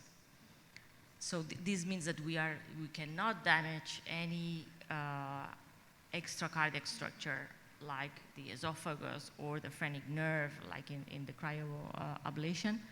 So it's extremely safe. And with this technique, we are reaching around 1% of complications, which is nothing. And it's very, very fast. We can do an AF ablation. We can isolate the 4 pulmonary veins in less than 1 hour. And the patient wakes up with normal. Like, did you do anything? Nice. Yes. Yeah, it's a very nice procedure. So, Dr. Marta, I have 2 questions. Okay, I have 2 questions. First of all, regarding definition of atrial fibrillation, you mentioned in the new guidelines it's not necessary to be 30 seconds. So how many beats of not having P wave can indicate? It's not defined. No, it's not defined. You just need a run of irregular QRS and not any P wave at all. So you cannot count how many beats? No, it's not defined in the, no, they don't mention this, how many beats are required. The second question is regarding radiofrequency and cryoablation. Which one has better outcomes in the literature? I know it depends on the surgeon, depends on the electrophysiologist, but in general, which one has better outcomes? Yeah, before you answer that, I will add one question to Dr. Fatma's question. And which method do you prefer, or does it depend on the patient? Okay. My preference is tough question. Pulse field ablation, I like it a lot because it's very quick. You finish your isolation very fast and very effective. But of course, has a cost. I hope in the future the price of this technique goes down. If you ask me between cryoablation and radiofrequency what I prefer, I personally prefer radiofrequency. Both have very similar results. There are studies comparing both, and both achieve after 1 year 80–85% of freedom of AT or AF. But radiofrequency is, as you said, more operator dependent. You have to know what you're doing. You have to do continuous lines. Continuous lines are very important. The distance between each point cannot be more than 6 millimeters. With a 3D mapping, we can measure that. And your lesions have to achieve a certain value of a parameter that we used in the 3D mapping. Using this, that comes from studies, randomized control studies, the results are very nice, and you can achieve first pass isolation very nicely. Of course, it's a longer procedure. Yeah. Thank you. Very interesting, ladies, because we've got 10 minutes left and we have not gone through all the questions that we had. So back to you, Dr. Fatma. So you've diagnosed the pregnant lady with myocardial infarction. So how are you going to treat her? Is it the same as a non-pregnant lady, or does it differ? So regarding treatments, some treatments are same, some are very different. For example, low-dose aspirin can be used in myocardial infarction. However, long-term usage of low-dose aspirin can lead to low birth weight and maybe maternal bleeding risk. From the other treatments for myocardial infarction, beta blockers are safe. Nitrates and calcium channel blockers can be used, but should be with caution because they have risk of hypotension. Regarding fibrinolytic therapy and thrombolytic therapy, it's a relative contraindication. ACE inhibitor and ARBs and aldosterone antagonists are not allowed and are contraindicated. Statins are not used in pregnant women with myocardial infarction. So the first thing is aspirin, and if required, the second antiplatelet can be used as Plavix, clopidogrel, and the other antiplatelets still not much human data in pregnancy. If it is ST elevation myocardial infarction, it's class A to do angiography and angioplasty. If it is non-ST elevation and the patient is low risk, it can be managed with medical treatment. Very good. I think this is really a revelation because, you know, the question always comes as if there's a pregnant woman and there you go have a coronary artery disease, and what do you do with that? So, I mean, now if you, I just want to add a question to this is, if you have NSTMI, non-ST elevation, yes, and down the road, the patient is on aspirin and clopidogrel, and as the pregnancy advances, let's say in the last trimester, and there's more dyspnea and there's more blood volume, and the patient starts to, the ST elevation you see in the ECG, what would you do at that point? You would do, even in the last trimester, it's safe to do cardiac catheterization and then angioplasty? If the patient has ST elevation MI, the first choice is to do angiography and angioplasty. However, it's always better to postpone the delivery, if possible, until 2 weeks after myocardial infarction. So it's safer. Thank you. One more question before I leave to the other panelists if they have any question to ask before we take the question from the floor. For the spontaneous coronary artery dissection during pregnancy, how common is that, and how would you deal with it if it happened during pregnancy? So SCAD, or spontaneous coronary artery disease, it's not a common condition, but it's more common in pregnancy. So we can say 1/3 of myocardial infarction in pregnancy are related to spontaneous coronary artery disease. It's because of the hematoma of inside the artery. Intimal tear can be present or not present. And usually they have fibrodysplasia or other arteriopathies inside the artery. So the management is very challenging and difficult. If the patient is stable, it's better to avoid coronary angiography and stenting, because always the guide wire might go inside the false lumen, and medical treatment is preferred. However, most of these patients are not stable. Either they have multivessel disease or left main, or they present with ST elevation MI. In these cases, angiography with PCI, sometimes CABG might be recommended. Okay. Yeah, this is unlucky lady to get that during a pregnancy, to go through all of this. Before I open the floor for discussion, we've got 5 minutes. Any more questions you have for our panelists? Okay, ladies and gentlemen, any question for my panelists, please?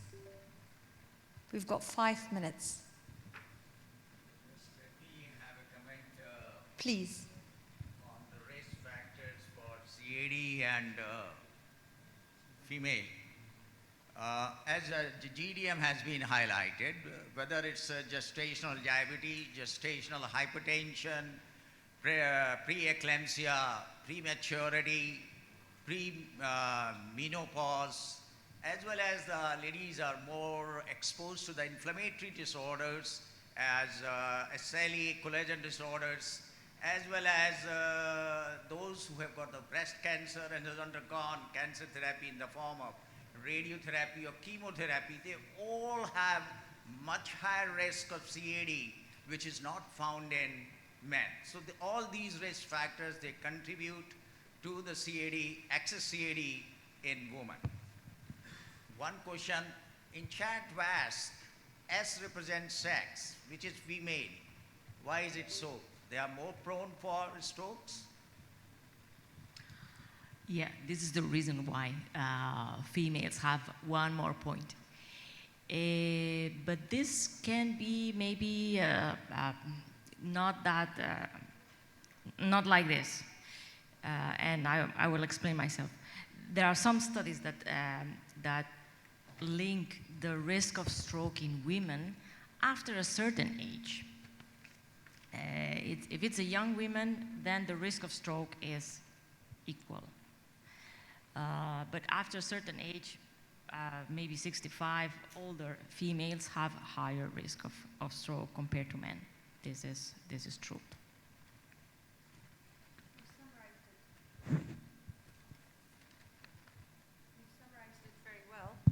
The risk factor for women compared to men for cardiovascular disease, and I'd like to add the use of oral contraceptive as well is one of the risk factor as well. Any more questions from Dr. Tamkeen, please? I have a question regarding this atrial fibrillation. Many of the patients in the clinical practice have these PACs, couplets, triplets, salvos, and short runs of atrial rhythms. So if you label all of them atrial fibrillation, that means many people will be on anticoagulation. No. Yeah, so I mean, I stopped. Yeah, no, it's because you said that the definition has changed. It's not a 30-second period. It's less. It can be anything. It can be short run of atrial salvos. And then if the CHA2DS score is more than 2, you start anticoagulation. No, in an atrial tachycardia, you will see P wave. Not atrial tachycardia, atrial runs. So you have no P waves, basically, and you have atrial runs, or you have atrial salvos, basically. 3 beats of three atrial beats together, and if you label them atrial fibrillation, and you have so many, and after the age of 60. So yeah. How? I agree with that. As we are having more sensitive tools, we are gonna diagnose more atrial fibrillation. Another question, a different question, is what to do with this, no? This is not clear. I agree with you, this is not clear.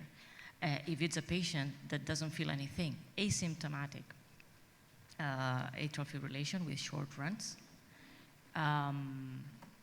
it's from the studies we have with patients with pacemakers, we know that runs of less than 5 minutes have no risk of stroke.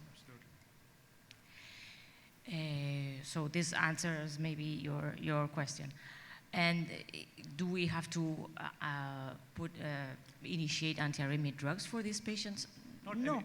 Anticoagulation. Yeah, it means closer follow-up to see if there are other longer runs, if it progresses. But in these patients that have short, very short and asymptomatic runs, you don't have to do anything. But do you label them as atrial fibrillation? Do you put the diagnosis atrial fibrillation because it has an impact on them and as well as with the insurance as well? Yeah. If I see in PAGs, I see the P wave. If it's atrial tachycardia, I see the P wave, and it will be somehow regular.